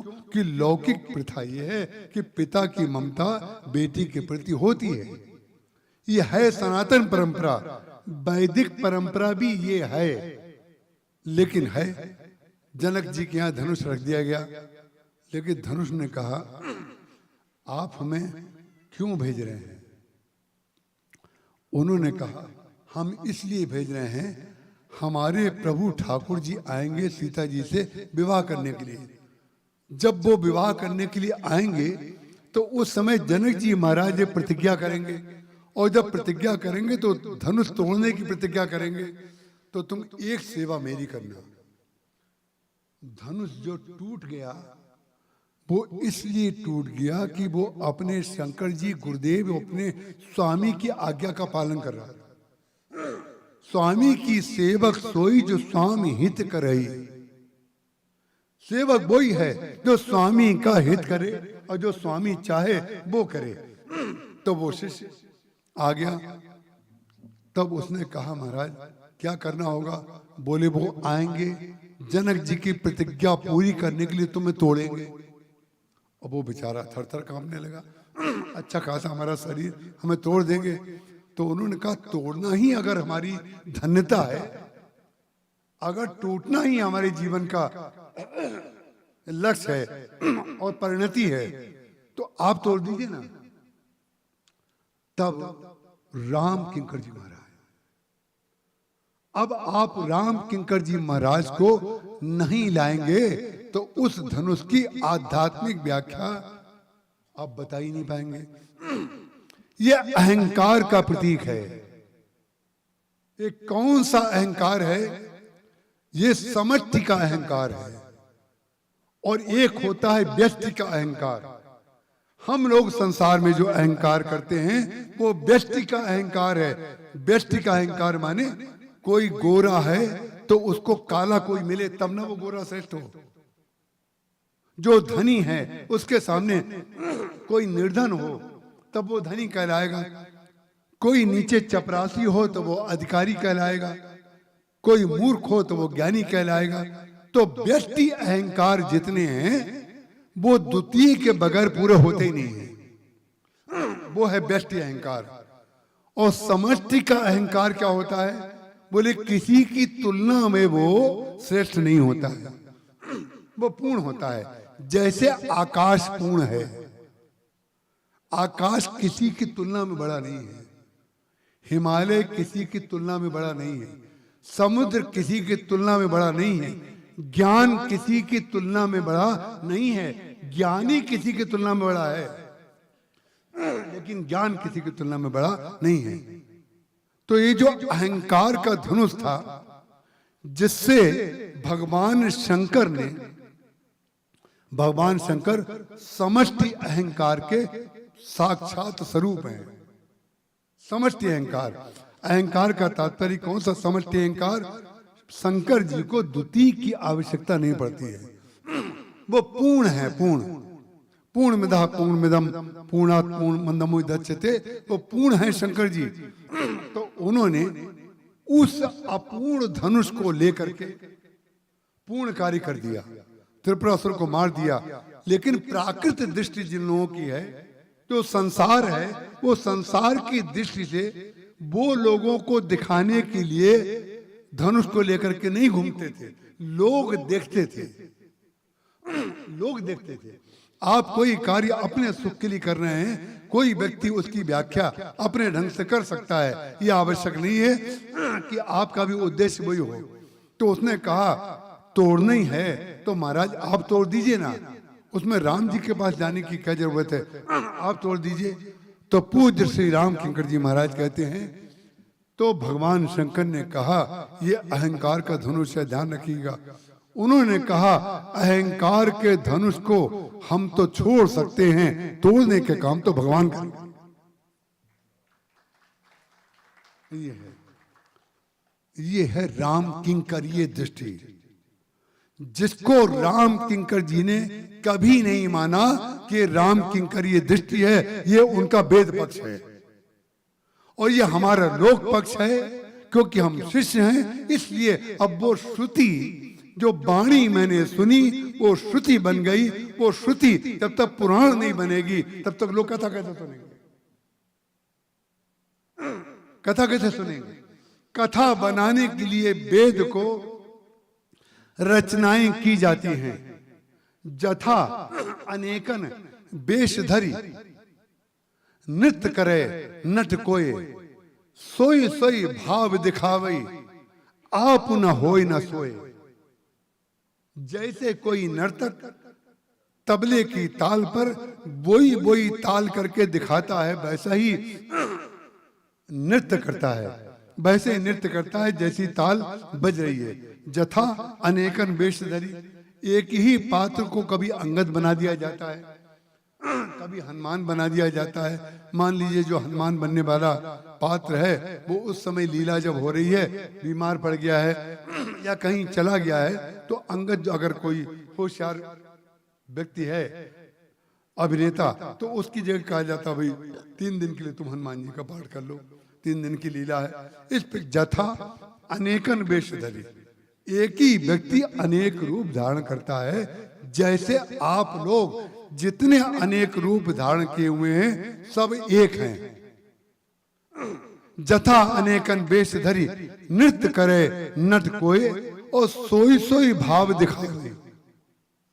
बोई बोई भाव दिखाता है, जो कहा जाता है निर्देशक जो कहता है बोई बोई भाव करके दिखा देता है, वैसे ही बनता है, वैसे आरोह अवरोह अपनी वाणी में करता है। लेकिन आप न होय न सोए, वो दिखाता है लेकिन हो नहीं जाता है। और हम लोग हो जाते हैं, हम लोग पिता हो जाते हैं और जीवन भर कार्य करेंगे पुत्र के लिए, और अंत में जाकर के भगवान आपको इसी भूमि पे दिखा देते हैं कि जिसके लिए आपने सब किया था, सबसे ज्यादा अवज्ञा आपकी वही करेगा। क्यों? क्योंकि जानवर आशा नहीं करता है और आप आशा करते हैं, बस इतने अंतर है।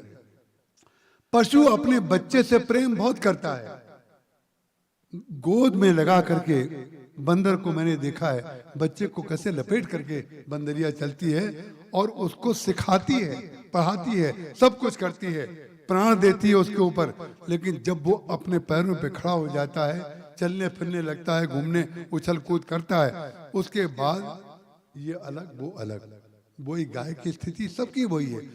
लेकिन ये महाशय जिन्होंने कर्तृत्व अपने ऊपर लाद रखा है, हमने ये किया, हमने ये किया, हमने ये किया, ये जो त्रिपुरासुर है ना, त्रिपुरासुर, ये त्रिपुरासुरों की बड़ी समस्या है।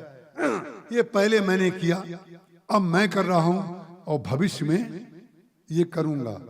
ये कर्तृत्व हमको भक्त नहीं बने देगा। ये कर्तृत्व जिस दिन समाप्त हो जाए, और कर्तृत्व को समाप्त करने के लिए कुछ नहीं करना है, कर्तृत्व को समाप्त करने के लिए केवल इतना करना है कि जो किया है उसमें भगवान की कृपा मानना है। एक वाक्य बोलना है, भोजन की थाली जैसी जाती है वैसी ही लौट के आती है कि नहीं? भगवान एक भी लड्डू खाते हैं क्या? और भगवान एक भी लड्डू नहीं खाते हैं, इसीलिए तो भोग लगता है, इसीलिए तो भोग लगता है, नहीं तो हमारी गति भगवान की भी हो जाए।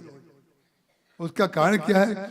अगर कहीं भगवान खाने लगे तो ध्यान रखिएगा, आप माने या ना माने होगा वही, क्योंकि ये तो रोज बैठे हुए हैं। एक दिन इनको लाए, ये तो जाते ही नहीं। जो मेहमान देखिए, ये दामाद लोग बड़े दुख पाते हैं आगे चल करके। घोड़े पे बैठने की आदत पड़ गई, घर की सुंदर सुंदर स्त्रियां पान खिला रही हैं, वो पान खाने की आदत पड़ गई। चप्पलें चुराई जा रही हैं, चप्पलें चुराने की तो आदत पड़ गई, लेकिन दूसरी आदत बाद में आ जाएगी। उसका कारण क्या है कि कमाल की बात है, जीजा जी को ये भूलता ही नहीं है कभी कि अब आप जीजा जी नहीं फूफा हो चुके हैं। बारात में जितना टेंशन घर में होता है वो फूफाओं के द्वारा होता है। अच्छा खासा बेचारा कन्या का पिता या वर का पिता आनंद से कार्य कर रहा है, ये फूफा जी इनका मुंह जो है सूझा ही रहता है। और जहां ट्रेन में बैठेंगे तुरंत लिफाफा खोलेंगे, तुरंत लिफाफा खोलेंगे। तेरे में क्या है, तेरे में क्या है, इसमें क्या है। अरे दूसरे को देख रहे हो, यही तो आपके दुख का कारण है। अपने को देखो तो जीजा की जगह फूफा दिखाई पड़ना शुरू हो जाएगा। जब फूफा बन गए हो तो थोड़ा तो दृष्टि परिवर्तन कर लो। लेकिन जानवर कोई फूफा नहीं बनता है, मनुष्य फूफा बनता है। किसी जानवर का नाम आप फूफा नहीं कर सकते। एक फूफा हमसे नाराज हो गए, हमारा मुंह देखना बंद कर दिया। हमने कहा हमारा मुंह देखने लायक है ही नहीं। हम तो पहले ही कहते थे हमारा मुंह देखने लायक नहीं है। जब हनुमान जी महाराज श्री सीता जी को कथा सुनाने के लिए सामने आए तो श्री सीता जी जो हैं हनुमान जी को पीट करके बैठ गई और बुलाया खुद था। श्रवणामृत जय कथा सुनाई, कहीं से प्रकट होत किन भाई, ये वही सीता जी हैं, नहीं तो आदि मध्य अवसाना वही श्री सीता जी हैं। जब हनुमान जी महाराज सामने आए तो श्री सीता जी उल्टी हो गई, पीठ कर दी हनुमान जी की ओर और मुख कर दिया अशोक वृक्ष की ओर। ये सब कथा आकर के जब सुनाई हनुमान जी ने भगवान राम की सेना को आकर के, तो कुछ बंदरों ने पूछा, जब उन्होंने बुलाया आपकी कथा इतनी अच्छी थी और जब आप गए सामने तो जब पीठ करके बैठ गई तो आपको बुरा नहीं लगा? बोले नहीं, बुरा नहीं लगा, क्योंकि श्री सीता जी ने पीठ करके हमको स्वरूप ज्ञान करा दिया। स्वरूप ज्ञान का तात्पर्य क्या होता है? आप अपने स्व में स्थित हो जाएं, यही स्वरूप ज्ञान है। कैसे स्वरूप ज्ञान करा दिया? बोले मैं सोचता था मैंने इतनी अच्छी कथा सुनाई है तो श्री सीता जी मुझे देख करके प्रसन्न हो जाएंगी, लेकिन श्री सीता जी ने बता दिया कि सुंदर तो कथा है, कथावाचक तो बंदर है। ये अर्थ लेना चाहिए। आप लोगों को इतना हंसने का अभ्यास है, अरे ऐसी तो कोई बहुत ऐसी बात नहीं है हंसने की, लेकिन चलो कम से कम कुछ लोगों के तो दांत दिखे। कुछ लोग तो निर्णय करके आते हैं, जिनके दांत नहीं दिखते हैं, हमें समझ में आता है ये वेदांती हैं। वेदांती के दो तात्पर्य होते हैं, एक तो जो वेद पढ़ा हुआ है वो वेदांती है, और एक जिसके दांत नहीं है वो वेदांती है। ऐसे कई वेदांतियों को हमने देखा है। कलकत्ते में एक सज्जन थे, सुबह सुबह महाराज जी ने कहा भाई जाकर के ये सब उनको दे आओ। महाराज जी को 12 बजे जाना था, तो घर के बगल में एक करीब 25-30 मकान छोड़ के उनका घर था, और मुझे पता नहीं कि वेदांती है। मैं उनको भक्त समझ रहा था, वो थे वेदांती। मैं घर में, और मेरी आदत जो कम उम्र थी तो इतना ज्ञान नहीं था, मर्यादा पता नहीं, मैं कमरे में चला गया। कमरे में गए तो बंगाल की खाड़ी। हमने कहा ये बंगाल की खाड़ी तो थी नहीं, ये कहाँ से आई है? इतनी जल्दी कहाँ से बन गई? तो उन्होंने कहा 2 मिनट बाद मिलता हूँ, बाहर बैठिए। 2 मिनट में अपने दूसरे पहाड़ थे वो लगाए, तो मुंह पहुंच करके बाहर आए। बोले आपको इतनी जल्दी कैसे कष्ट किया आपने? हमने कहा कष्ट तो आपको हुआ है, हमने तो महाराज जी की आज्ञा का पालन किया है। कष्ट जो हुआ है वो तो आपको हुआ है, हमें तो कोई कष्ट हुआ ही नहीं, हम तो अपने आनंद में हैं। विचित्र बात है। उसका कारण क्या है? बहुत आवश्यक है कि व्यक्ति अपने जीवन को संभाल करके चले, ताकि पगडंडी जो है वो मार्ग बन जाए। और पगडंडी कैसे बनेगी? आगे राम लखन पुनि पाछे, तापस बेश विराजत काछे, उभय बीच से सोहई कैसी, ब्रह्म जीव बिच माया जैसे। जो पगडंडी भगवान ने बनाई उस पगडंडी पे कौन चला? भरत जी महाराज चले। अयोध्या से चित्रकूट की जो यात्रा भरत जी की हुई वो उसी पगडंडी पे तो चले। अगर उसी पगडंडी पे ना चले होते तो हो सकता है कि केवट जैसा भक्त नहीं मिलता। जो श्रुति परंपरा पर नहीं चलता है, जो वेद परंपरा पर नहीं चलता है, जो भगवान की बनाई हुई मर्यादा पर नहीं चलता है, उसको केवट जैसा भक्त नहीं मिलेगा। क्योंकि जब आप अपनी रास्ता बनाना खुद जानते हैं, भगवान से आगे आप हैं, तो आप खुद अपना रास्ता बनाइए, कंटकाकीर्ण रास्ता मिलेगा। विचित्र बात है, जब भरत जी महाराज चलने लगे तो गोस्वामी तुलसीदास जी महाराज कहते हैं कि ये जाई छाया जलद, ऊपर जो बादल थे वो छाया देते हुए भरत जी को चल रहे, किए जाई छाया जलद सुखद बहाई बर्बाद। इतनी सुंदर धीरी धीमी हवा चल रही है। तस मग भयो न राम का, राम को भी ये सुविधा प्राप्त नहीं होती है जो भक्त को प्राप्त होती है।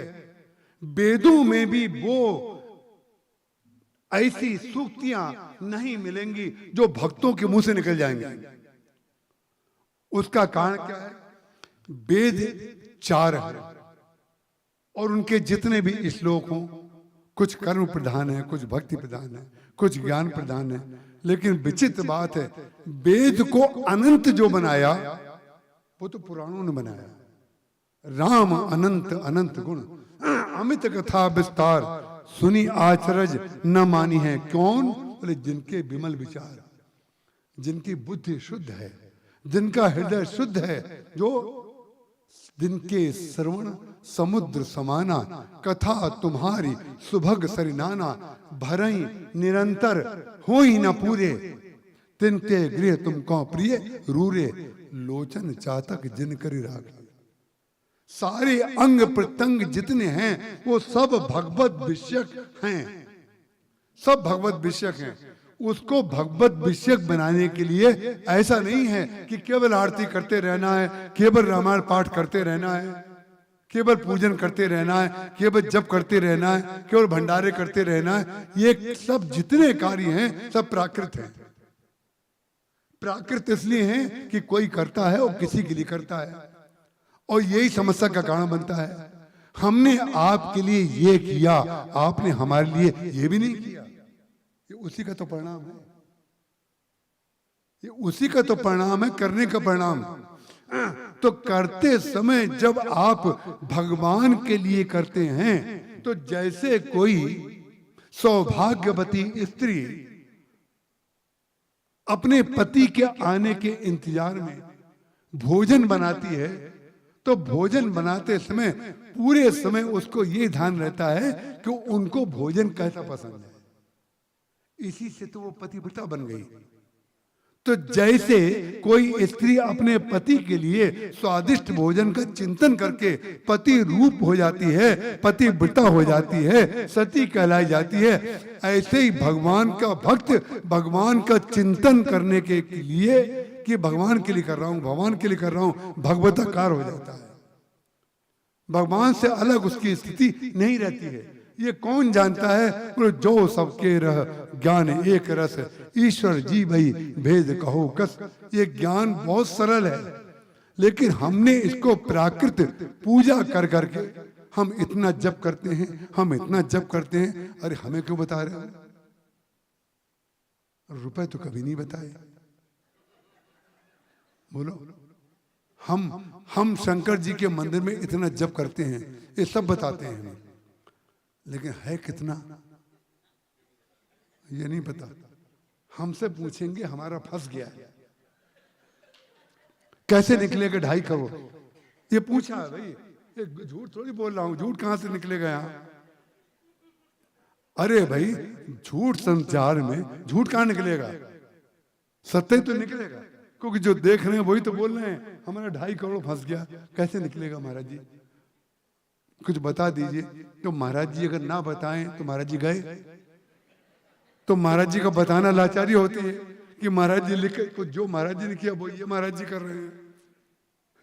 विचित्र बात है, वो भी यही कर रहे थे कि जो आया उसको प्रिस्क्रिप्शन लिख के दिया। डॉक्टर साहब हमें प्रिस्क्रिप्शन लिखते हैं, प्रिस्क्रिप्शन लिखा, प्रणाम के हमने पुड़िया बांधी, पुड़िया बांध के उसको दे दी, उसको फायदा वायदा हुआ जो भी, वो महाराज जी जाने वो जाने, लेकिन हम तो पुड़िया बांधते रहे। लेकिन विचित्र बात है, हमने ऐसी पुड़िया बांधी कि अभी तक पुड़िया बांध रहे हैं, अभी तक पुड़िया बांध राठी जी। आपको कि संत के चरणों में रहे हैं ना, जो संतों के चरणों में रहा है वो पुड़िया का दवाई का अर्थ अच्छी तरह जानता है। ध्यान रखिएगा, संतों के साथ अभी बच्चा एक सिद्धार्थ, कल मैं उससे कह रहा था कि बेटा अगले साल तक या तो कुछ टर्नओवर दिखाओ, और अगर अगले साल तक नहीं दिखाया तो मैं अपने साथ ले जाऊंगा तुम्हें। तो वो इतना सच्चे दिल का निकला कि उसने कह दिया कि इससे बड़ा सौभाग्य मेरा क्या होगा कि मैं आपके साथ चला जाऊं। कमाल कर दिया उसने, माने उत्तर भी कैसा दिया, बोले इससे बड़ा सौभाग्य, उसने सेवा भी बताई, मैं ये सेवा आपकी कर दूंगा। कहने का तात्पर्य ये है कि व्यक्ति को जब भगवान शंकर ने स्पष्ट कर दिया कि भाई अहंकार को हम छोड़ सकते हैं, तोड़ने का काम तो केवल भगवान करेंगे, और भगवान तोड़ने का काम कब करेंगे, जब आप इच्छा करें कि ये कार्य सब मैं भगवान के लिए कह रहा हूं।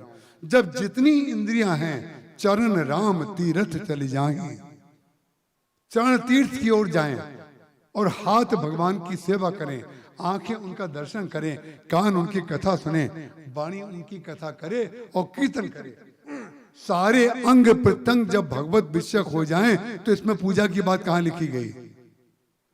सारी समस्या तो यही है कि जो बात छुपानी चाहिए, भजन को छुपाना चाहिए, उसको टेलीफोन पर बताया जाता है, और नोट को बताना चाहिए उसको तिजोरी में बंद किया जाता है।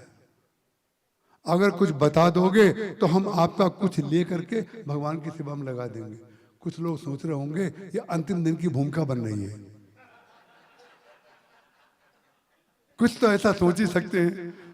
लेकिन आपको मैं विश्वास दिला दूं कि इसमें से शायद ही कोई एक दो लोग ऐसे हों जो पहले ना सुन चुके हों। आप उससे बिल्कुल मत घबराइएगा। यहाँ कोई तसला, कोई गमला, कोई मटका, कोई रसीद बुक, कोई दान पात्र कुछ नहीं रखा जाता है। ये हमारे महाराज जी की परंपरा थी। उसका कारण क्या है, अगर आप चढ़ा सकते हैं तो ये चढ़ा दीजिए कि जो बात कही जा रही है उसको अपने जीवन में रख लीजिए, उसका लाभ आपको मिलेगा, हमें नहीं मिलेगा। हम केवल चाहते हैं कि आप अपने बच्चों को रामचरितमानस की एक एक पंक्ति तो रोज सुना दीजिए कि बेटा स्कूल जाते समय ये पढ़ो और इसका अर्थ ये होता है। इतना सुना दो। हम चैलेंज करते हैं, हम लिखित देते हैं, आपका बच्चा आपको दुख नहीं दे सकता। और जो लोग रामायण से अलग कर देंगे बच्चों को, वहां हम ये तो नहीं कहेंगे महाभारत हुई, लेकिन कुछ ना कुछ रामायण से अलग जरूर होगा। उसका कारण क्या है, आपने सब वस्तुओं को अपने भोग की सामग्री बना दिया। सुपारी पूजा की अलग आती है, पूजा की सुपारी अलग। पूजा के लिए कपड़ा लेने जाइए कि गमछा हमें चाहिए, भाई वो किस काम के लिए चाहिए, तो पूजा के लिए चाहिए। तो पूजा के लिए गमछा ऐसा देगा कि यहां से लेके वहां तक सब देख लो, यहां से बाहर पारदर्शी, महाराज यहां से वहां तक पूरा देखिए। और आप अपने लिए लेंगे तो बनारस का कॉटन बहुत अच्छा आया है, वो दिखाता हूं। हमने घरों में पूजा की स्थिति देखी है कि भगवान की थाली कैसी, भगवान का भोजन कैसा, भगवान के लिए सब उपेक्षित वस्तुएं भगवान के लिए, और सबसे ज्यादा श्रृंगार और सबसे ज्यादा आनंद की चीजें हम लोग अपने लिए जुटाते हैं। तो भगवान की पूजा सबसे ज्यादा अच्छी उस दिन करते हैं जब लोग आने वाले होते हैं। और देश का या छत्तीसगढ़ का या कोई शहर का सबसे बड़ा आदमी आ जाए तो आर्किड की माला आ जाएगी। वो नीली नीली आर्किड, ठीक बोल रहा हूं कि नहीं? तो सबसे महंगा फूल आता है वो उस दिन आएगा, क्योंकि इसको समझने वाले आ रहे हैं। ये जो समझने वाले हैं फूल को, ये फुलिश लोग ही करते हैं। उसका कारण क्या है?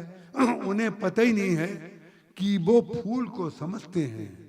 लेकिन विचित्र बात है, आजकल फूल मालूम है, जो नकली फूल हैं उनकी विशेषता ये है कि वो असली जैसे लगे, और जो असली फूल हैं उनकी विशेषता ये होनी चाहिए कि नकली जैसे लगे। इतना मिला दिया व्यक्ति ने, उन्हें नकली को नकली नहीं लगने देगा, असली को असली नहीं लगने देगा। जब तक ये वृत्ति हमारी सुमति में ना बदले, जब तक सुमति में ना बदले, तब तक व्यक्ति कथा से इतना अमृत पान ग्रंथों में भरा हुआ है, उसको छोड़ करके हम 20-20 रुपए के लिए सड़कों पे लड़ाई करते हैं, दुकानदारों से 5-5 रुपए का। महाराज जी ने वहां पर बम्बई में चौपाटी पर राजा बलदेव दास बिरला के नाम से एक बड़ा सुंदर सभागृह बना हुआ है। वहां पर चौपाटी पर पहले मालाएं लेकर के बच्चे, मोगरे की मालाएं, वो मालाएं नहीं होती थी, बेड़ी होती थी खड़ी खड़ी लड़ी, वो बेचते थे। महाराज जी शाम को 5 बजे निकलते थे कप परेड से और मालाएं लेने जाते थे। उस समय इतना ट्रैफिक नहीं था, गाड़ी वहीं किनारे लगा के, और हम उतरते थे। आने में जरा भी देर हो तो महाराज जी झांक के देखते थे, ये कर क्या रहे हैं ये? तो हमारा भावताव, अब भावताव नहीं करता हूँ, उसी दिल से भावताव नहीं करता। मैं भावताव कर रहा था, उसने कुछ बताया होगा, वो याद नहीं है कितने रुपए की थी वो, बहुत जमाना बदल गया।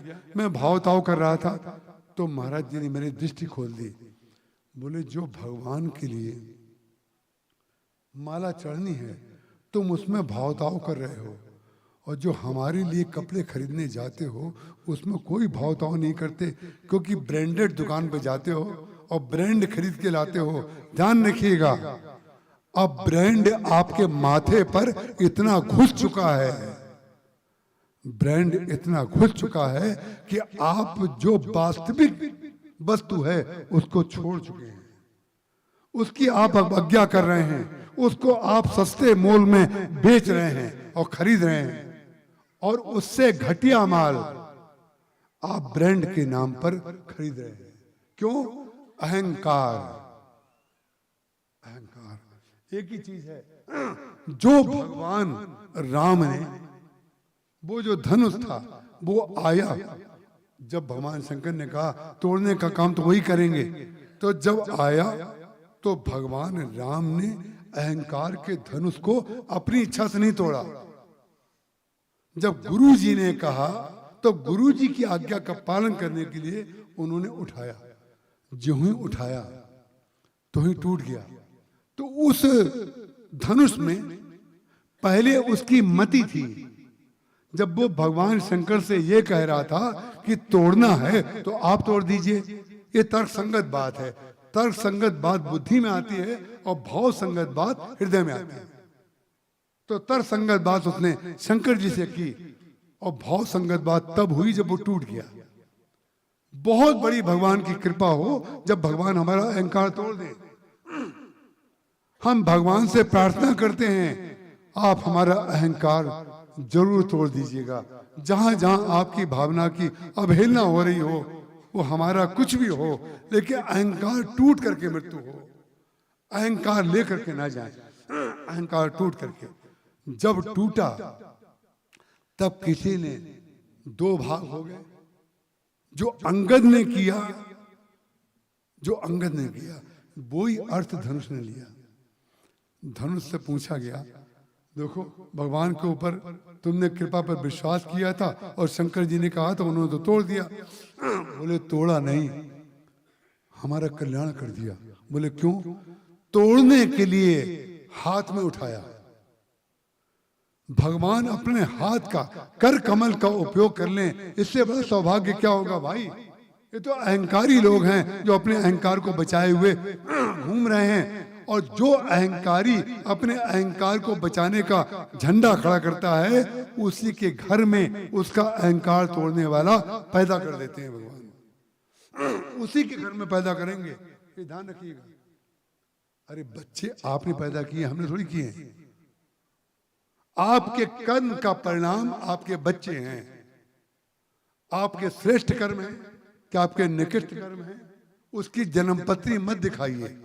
किसी ज्योतिषी के पास मत जाइए। आपका जीवन, आपका हृदय, आपकी नींद बता देगी कि आपके कर्म का परिणाम, क्योंकि पैदा आपने किया है। धान पैदा आप करते हैं, गेहूं पैदा आप करते हैं, फैक्ट्री आप चलाते हैं, प्रोडक्शन आप करते हैं। बच्चे भगवान पैदा करते हैं? नहीं, बच्चे भी हम पैदा करते हैं। इसलिए आप सुख कैसे मिले, दुख कैसे मिले, इसकी व्याख्या को धारण कर लीजिए। ये मैनेजमेंट है जीवन का। उसने कहा, भगवान ने हमारा उद्धार करने के लिए हाथ में उठाया। बोले क्या उद्धार किया? अंत में तो नीचे फेंक दिया। बोले नहीं, कृपा करके हाथ में उठाया और चरणों में हमें गति दे दी।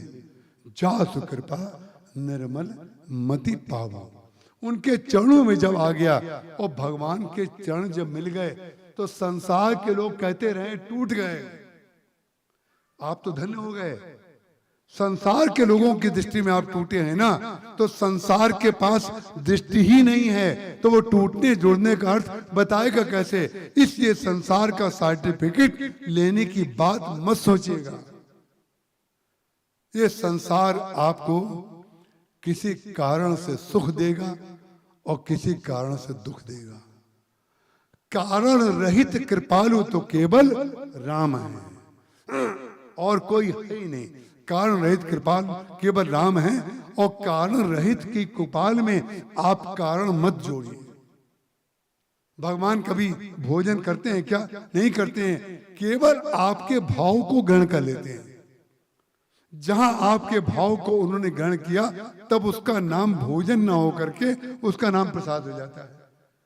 बाजार में लेने जाएंगे तो कहेंगे 1 किलो लड्डू दे दो, और जब हनुमान जी को भोग लग करके आएगा तो आप कहेंगे प्रसाद बांट दो। तो कोई कहता है लड्डू बांट दो।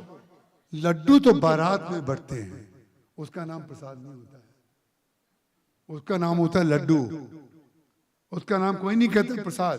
तो जिसके हाथ से जो वस्तु मिल रही है, कौन सा हाथ दे रहा है, इस पर निर्भर करता है। कोई भगवान के हाथ से ले रहा है, कोई संत के हाथ से ले रहा है, कोई संसार के हाथ से ले रहा है। जो संसार के हाथ से लेगा उसको छुपा के रखना पड़ेगा, और जो संत के हाथ से लेगा उसको दिखाने का अवसर मिलेगा। और भगवान दिखाने का अवसर इसलिए देंगे कि भगवान अपने भक्त को प्रकट करते हैं। प्रहलाद को प्रकट भगवान ने तो किया। सब लोग कहते हैं कि प्रहलाद ने भगवान को प्रकट किया। मैं कहता हूं भगवान ने प्रहलाद को प्रकट करने के लिए, भगवान ने भक्ति को प्रकट करने के लिए प्रहलाद को जन्म दिया। तो पत्थर को तोड़ दिया, अहंकार को तोड़ दिया, अहंकार को तोड़ दिया। और अहंकार को तोड़, किसका अहंकार तोड़ा? हिरण्यकश्यप का अहंकार तोड़ दिया।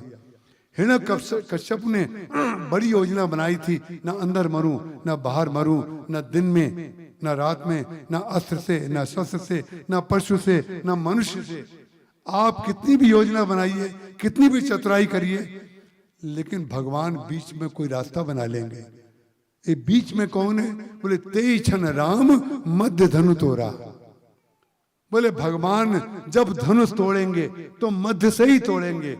और मध्य से तोड़ने का तात्पर्य क्या है? बोले ना पहले कुछ था ना बाद में कुछ रहेगा, केवल मध्य में ही दिखाई दे रहा है, जिस पर हम और आप अहंकार कर रहे हैं। भगवान की महती कृपा हो कि इस मध्य को भगवान तोड़ दें।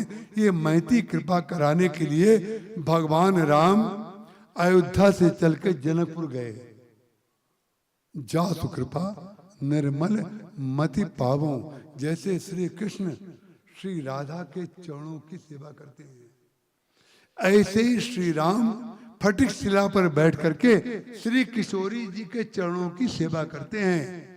जो रंग बिरंगे जो मिट्टियां थीं, उससे उन्होंने केवल मुखमंडल पे ही उनकी सेवा नहीं की, उन्होंने चरणों की भी सेवा की। जो चरण और मुख में अंतर कर रहा है वो तो पूर्ण हो ही नहीं सकता। अगर पूर्ण हो सकता है तो पैर टूट जाने के बाद पैर कट जाए तो आप उसको लूला क्यों कहते हैं? और जब तक पैर था तब तक आप उसको लूला क्यों नहीं कहते थे? इसका तात्पर्य हुआ आप पूर्ण को पूर्ण मानिए। संसार का सबसे छोटा आदमी जिस दिन आपका सहयोग करना बंद कर दे, आपकी बुद्धि का प्रोडक्शन बंद हो जाएगा। ध्यान रखिएगा, जितने बड़े बड़े व्यक्ति बड़े कहला रहे हैं वो केवल छोटों के कारण। ये शास्त्रीय बात है, ये सनातन बात है। कौन कहता है कि हम भेद सिखाते हैं? हम भेद का उपयोग बताते हैं कि अभेद में स्थित हो जाओ। ये सनातन परंपरा है। हम लोग कभी किसी को दिग्भ्रमित कर ही नहीं सकते। इसलिए नहीं कर सकते, हमारे भगवान ने, हमारे ग्रंथ ने, हमारे गोस्वामी तुलसीदास जी ने, हमारे गुरु ने, हमारी परंपरा ने, हमारी सनातनता ने किसी को कभी दिग्भ्रमित नहीं किया। हम आपको कैसे करेंगे? और यहाँ बैठ सकते हैं? कभी नहीं हो सकता, कभी नहीं हो सकता। इसलिए ध्यान रखे, कोई भी व्यक्ति जब बड़ा हो तो अंग्रेजी में जो थैंक यू शब्द है, हमें थैंक यू शब्द अंग्रेजी का बहुत अच्छा लगता है। थैंक्स कहो, सबको थैंक्स कहो, भगवान को भी धन्यवाद दो। महाराज जी कहते थे हर गसे पर भगवान की स्मृति करना, क्योंकि ध्यान रखना, जिस दिन भोजन नहीं मिलेगा उस दिन पता चलेगा भोजन का मूल्य क्या है। जो बच्चा कहता है कि पिताजी ने हमें कुछ नहीं दिया, वो बच्चा दरवाजे के बाहर चला जाए और बाहर से उतना ही पैसा ले आए जितना बाप ने दिया है, तब हम जाने आप योग्य हैं। इसलिए माता पिता के चरणों की पूजा करिए, वो सीधे भगवान के पास पहुंचेगी। जो वृद्ध माता पिता हैं वो लेटे लेटे बेचारे केवल एक ही चीज सोचते रहते हैं कि मेरा बेटा आए मेरे पास, मुझसे पूछ ले आकर के कि पिताजी कैसे हैं, सब ठीक है, माता जी आप कैसी हैं। केवल इतनी बात भी नहीं पूरी कर सकते, मित्रों के साथ फोटो फेसबुक में लगाएंगे और माता पिता का डीपी में तब लगाएंगे, माता पिता के चित्र उस दिन लगाया जाएगा जब वो नहीं रहेंगे, ताकि लोगों को सूचना दे दें। अब डीपी में चित्र इस बात का प्रतीक है कि अब वो नहीं है। ये स्थिति हो गई। उसका कारण क्या है?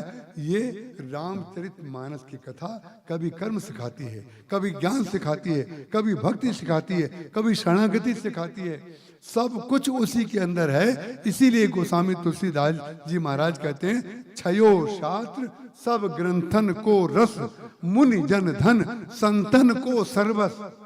संत लोग ही इसको समझ पाए हैं और संत लोग अपना बहुमूल्य समय दे करके, इसको आप गड़बड़ मत कर दीजिएगा, बहुत बड़ा घाटे का सौदा होगा।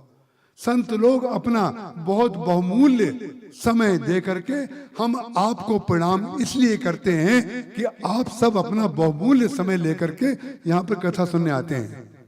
केवल इसलिए आपके चरणों में मैं प्रणाम करता हूँ, आपकी अभ्यर्थना करता हूँ। लेकिन ये मत समझिएगा कि हम समय नहीं दे रहे हैं, हम भी समय दे रहे हैं भाई। अगर यहाँ ना आए होते, हम कोई घास थोड़ी छील रहे होते, ना मूंगफली बेच रहे होते, कुछ नहीं कर रहे होते, हम वो ही कर रहे होते जो भगवान कराएंगे। आज अगर उन्होंने हमें ये सेवा दी है तो हम और आप एक दूसरे का पूरक हैं। हम दोनों को एक दूसरे का मूल्यांकन करना चाहिए। किसी के पास मंच है, किसी के पास वाणी है, दोनों जने एक दूसरे के पूरक हैं।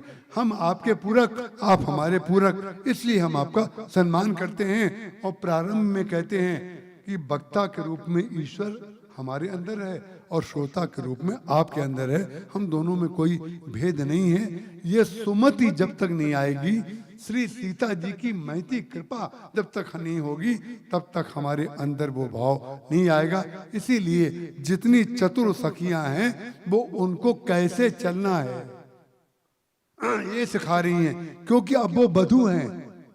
अब वो अपने प्रियतम को स्वीकार करने जा रही हैं। उनका श्रृंगार बिगड़ तो नहीं गया, वो ठीक से चल रही हैं। तो जितनी सखी चलेंगी उतनी तो वो चलेंगी। कन्याओं के साथ सखियों को इसलिए रखा जाता है कि वो धीरे धीरे चलें, सखियां पीछे रह जाएं, सीता जी आगे हो जाएं, ये तो असंभव बात है।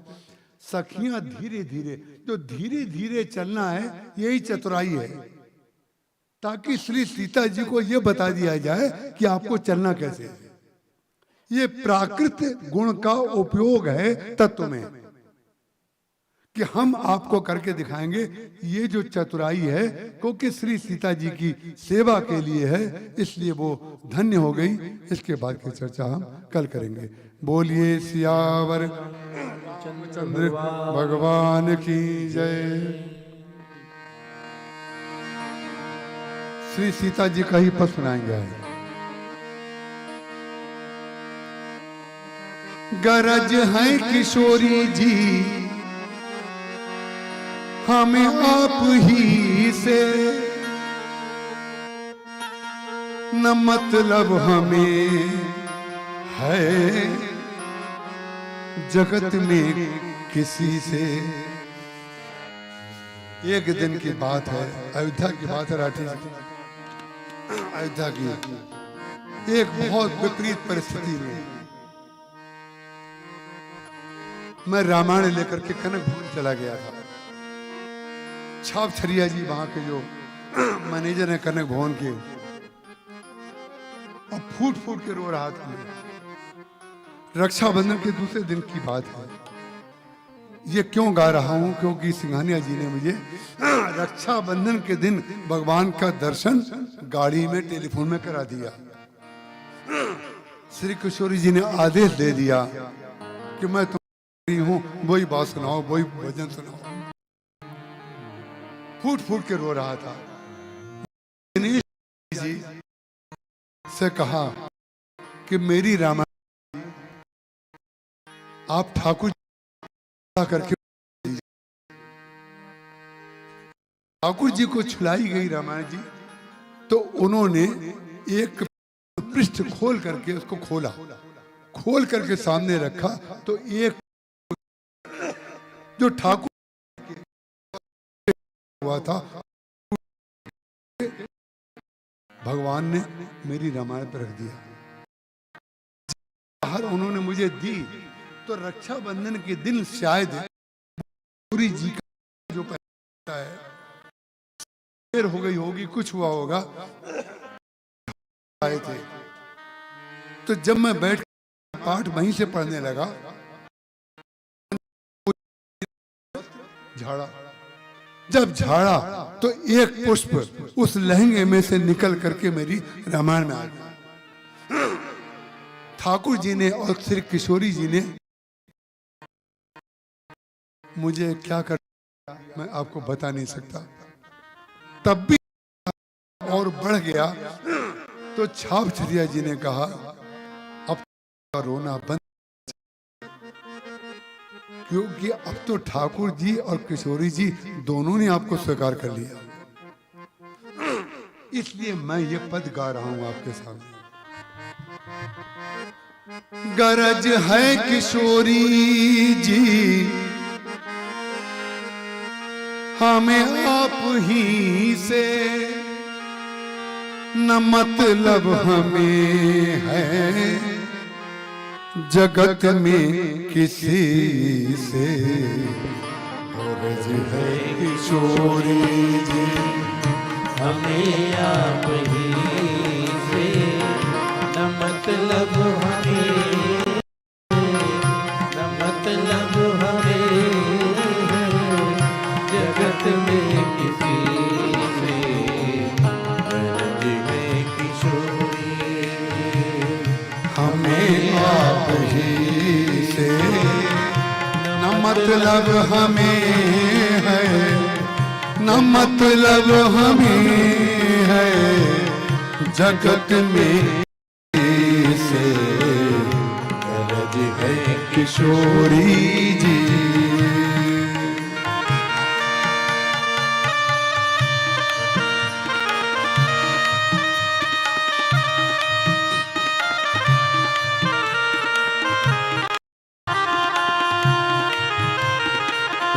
ओ बिरद आपका मैंने जब से सुना है,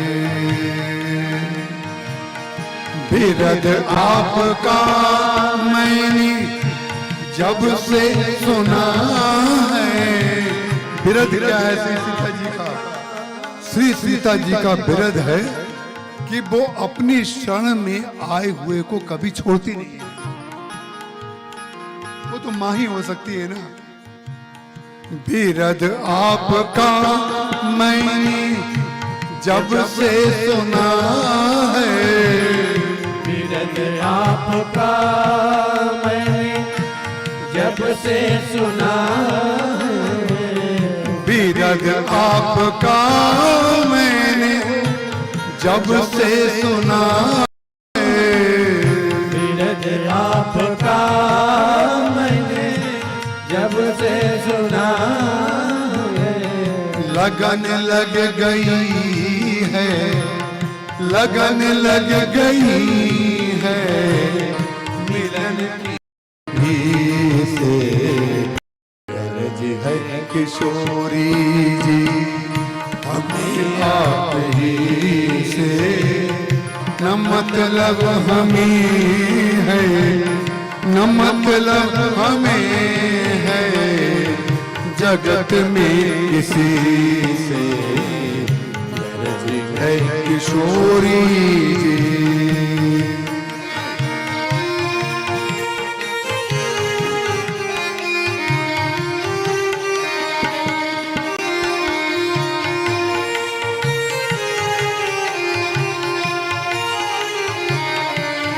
ओ भला कैसा होता है बिरही का जीवन, भला कैसा होता है बिरही का जीवन, जरा पूछ लीजिए, जरा पूछ लीजिए हमारे ही ऐसे गरज है किशोरी जी, हमें आप ही से न मतलब हमें है, न मतलब हमें है, जगत में किसी से गरज है किशोरी जी।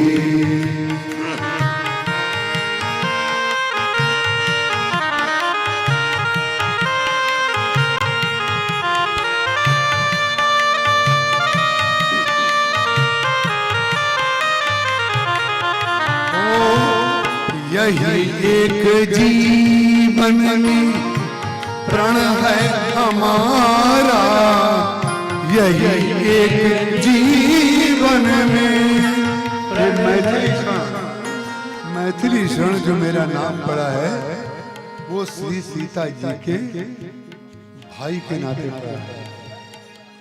श्री सीता जी का राम जी का विवाह में, तो उस दिन 7 बार कलावे से भगवान राम को बांधना था। तो महाराज जी ने उसी मंडप में कहा, Narsinghgarh Madhya Pradesh, diamond cement, diamond cement इसलिए कह दिया कि तिवारी जी समझ जाएं।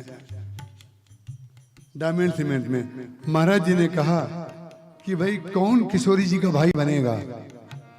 तो भाई बनने के लिए किसी ने हाथ इसलिए नहीं उठाया कि किशोरी जी का भाई बनेंगे तो देना पड़ेगा, और राम जी का भाई बनेंगे तो पिटारी मिलेगी।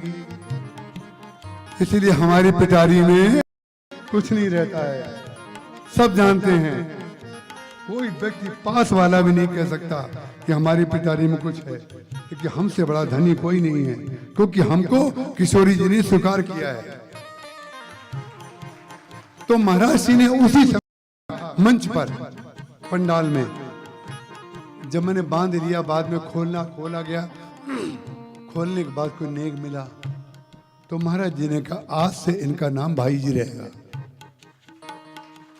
तो मैं किशोरी जी का भाई हूं, ये ध्यान रखिएगा, किशोरी जी का भाई।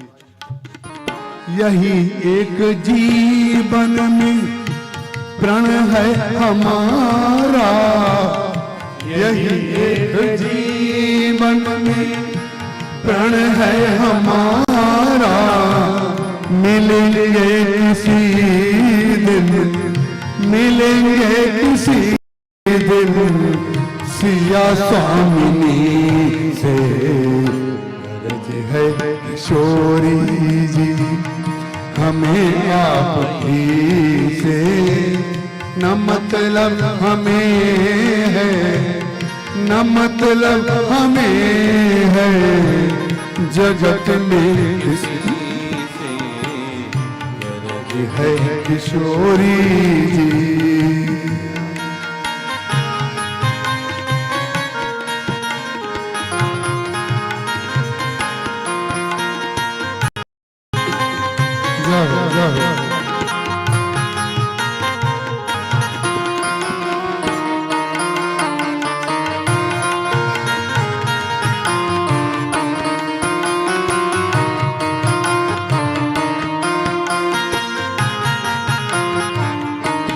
संत स्नेह लतिका जी का ये पद है, मैथिली विवाह पदावली। आपको अयोध्या में मिलेगी, बाकी कहाँ मिलेगी मुझे नहीं पता। मैथिली विवाह पदावली, पेट्रोल पंप के सामने दुकान थी, वहां से मैंने। चाहे स्नेह लतिका चरण पे लतर, चाहे स्नेह लतिका चरण पे लतरना, जो होने को होगा, जो होने को होगा, तो होगा से है किशोरी हमें आपसे, न मतलब हमें है, न मतलब हमें है जगत में किसी से, गरज है किशोरी जी, गरज है किशोरी जी, गरज है किशोरी जी। बोलिए श्री किशोरी जी की जय।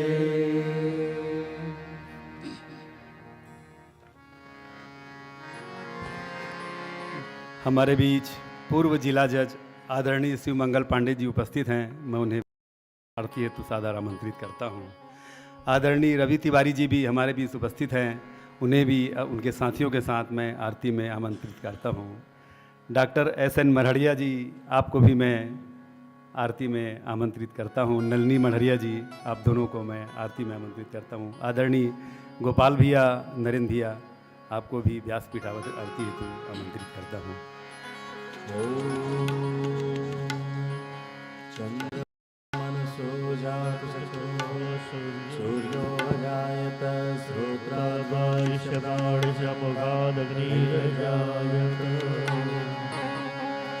आरती श्री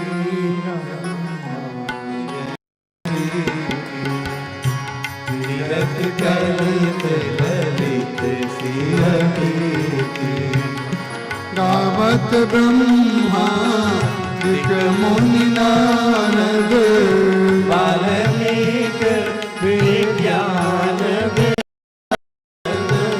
सुख सनकादि शेष हर सारद, परनि पवन सुत कीरति की, आरती श्री राम जी की, कीरति कलित ललित सिरती, गावत वेद पुराण अर्थ दस, छयो शास्त्र सब ग्रंथन को रस, मुनि जन धन संतन को सरस, सारयंस सम्मत सबही की, आरती श्री रामायण जी की, कीरति कलित ललित सिरती, गावत संतत शंभु भवानी, दुर्घट संभव मुनि विज्ञानी, व्यास आदि कवि बखानी, काग सुंदरी करोड़ के दियती, आरती श्री रामायण जी की, कीरति कलित ललित सिरती, कलिमल हन विषय रस पी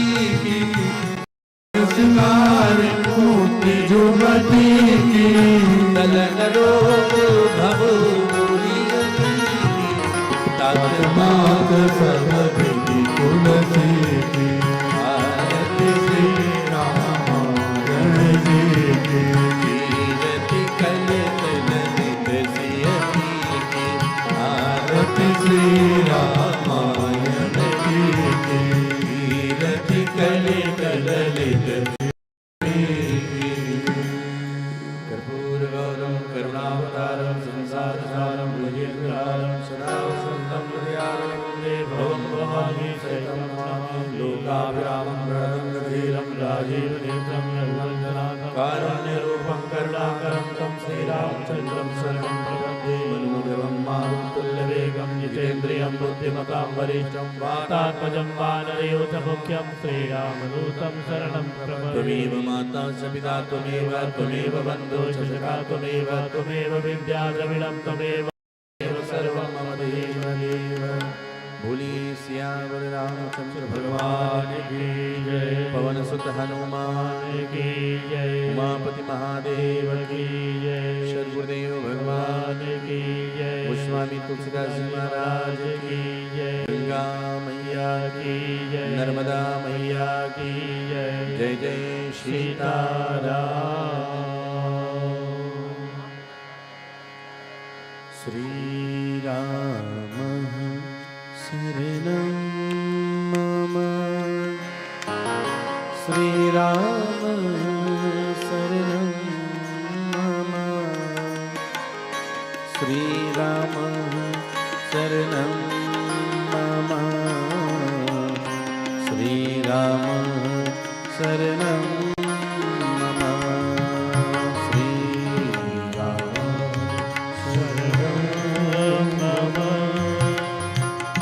श्री राम शरणं मम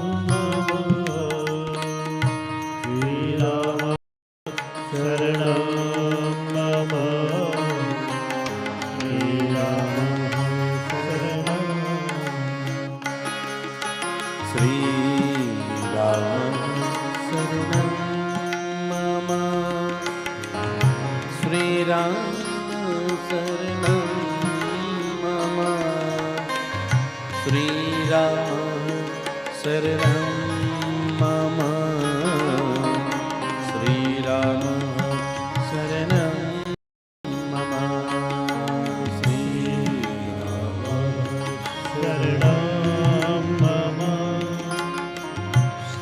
राम शरणं मम श्री राम शरणं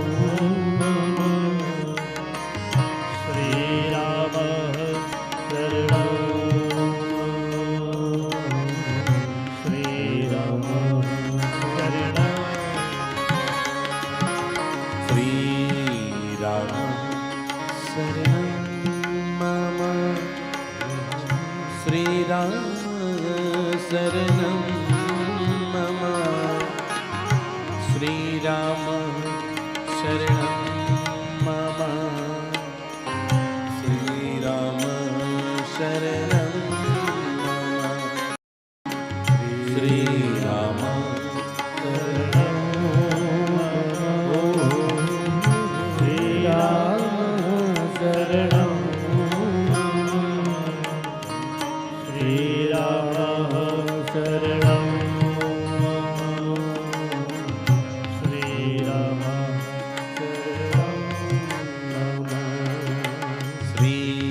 श्रीराम शरणं श्री राम शरणं मम श्री राम शरणं मम श्री राम शरणं मम श्री राम शरणं मम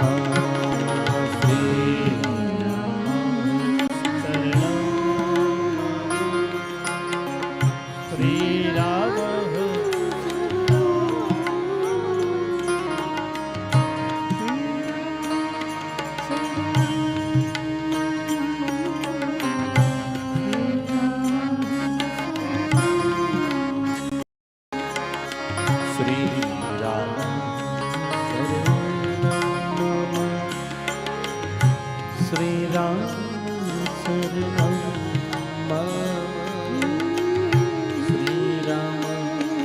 शरणं मम श्रीराम शरणं मम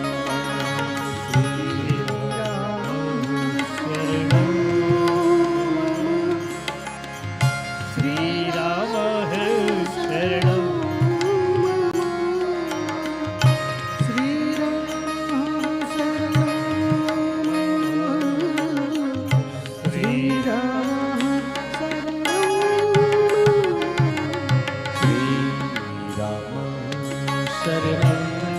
मम श्रीराम शरणं मम श्रीराम शरणं श्रीराम शरणं मम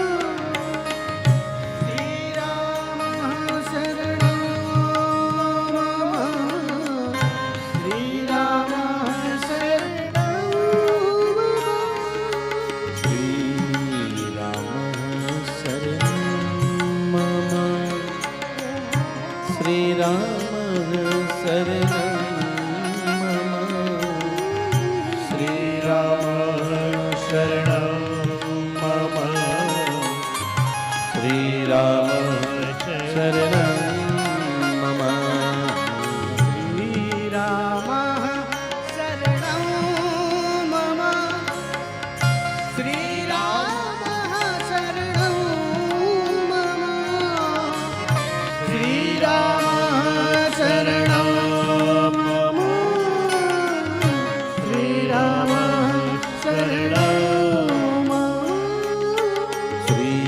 मम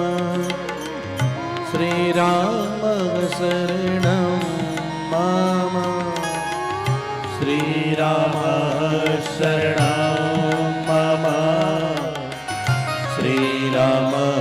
शरणं मम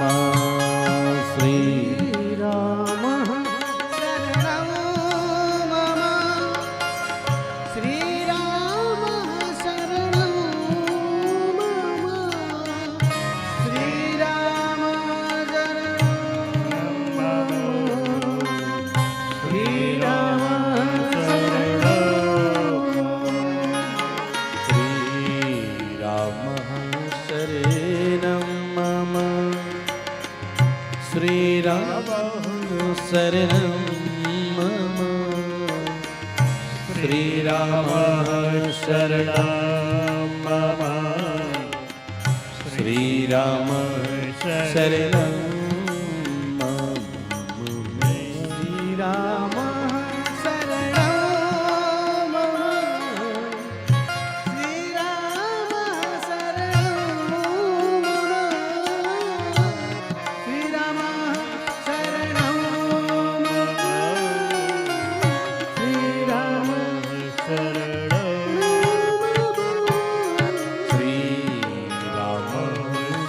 शरणं मम श्रीराम शरणं मम श्रीराम शरणं मम शरणं मम श्रीराम शरणं मम श्रीराम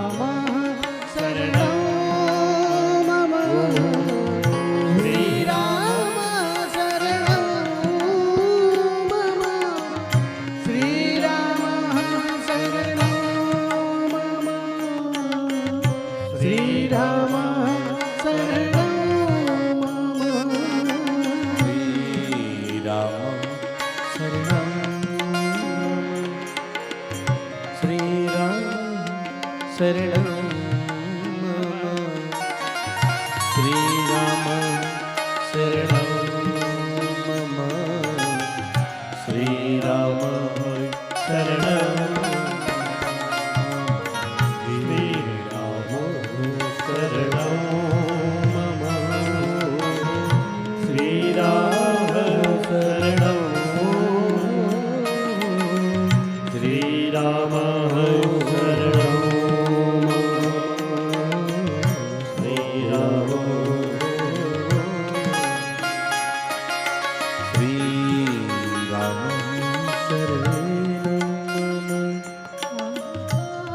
श्रीराम शरणं मम श्रीरामः शरणं मम श्रीरामः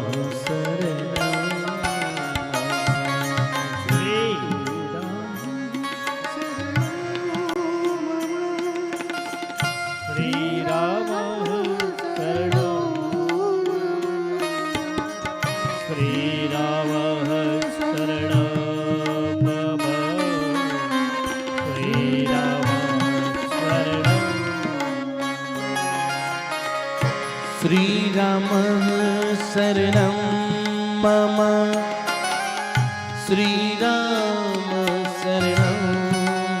शरणं मम श्रीराम शरणं मम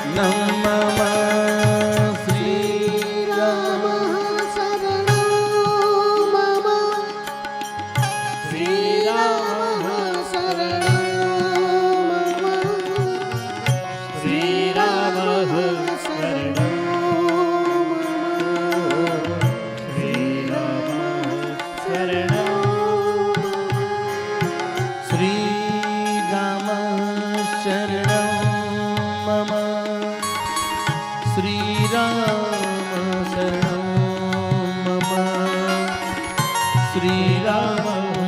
शरणं मम श्रीराम शरणं मम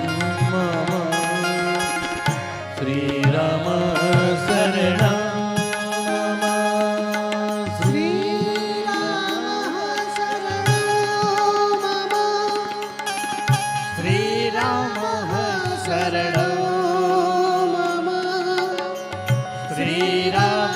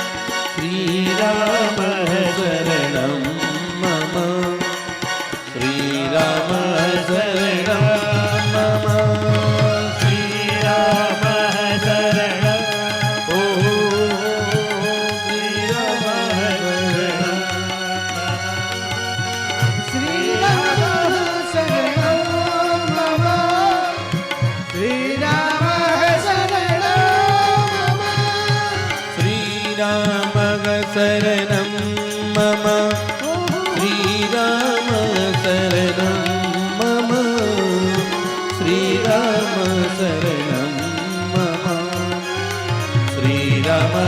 शरणं मम श्रीराम शरणं मम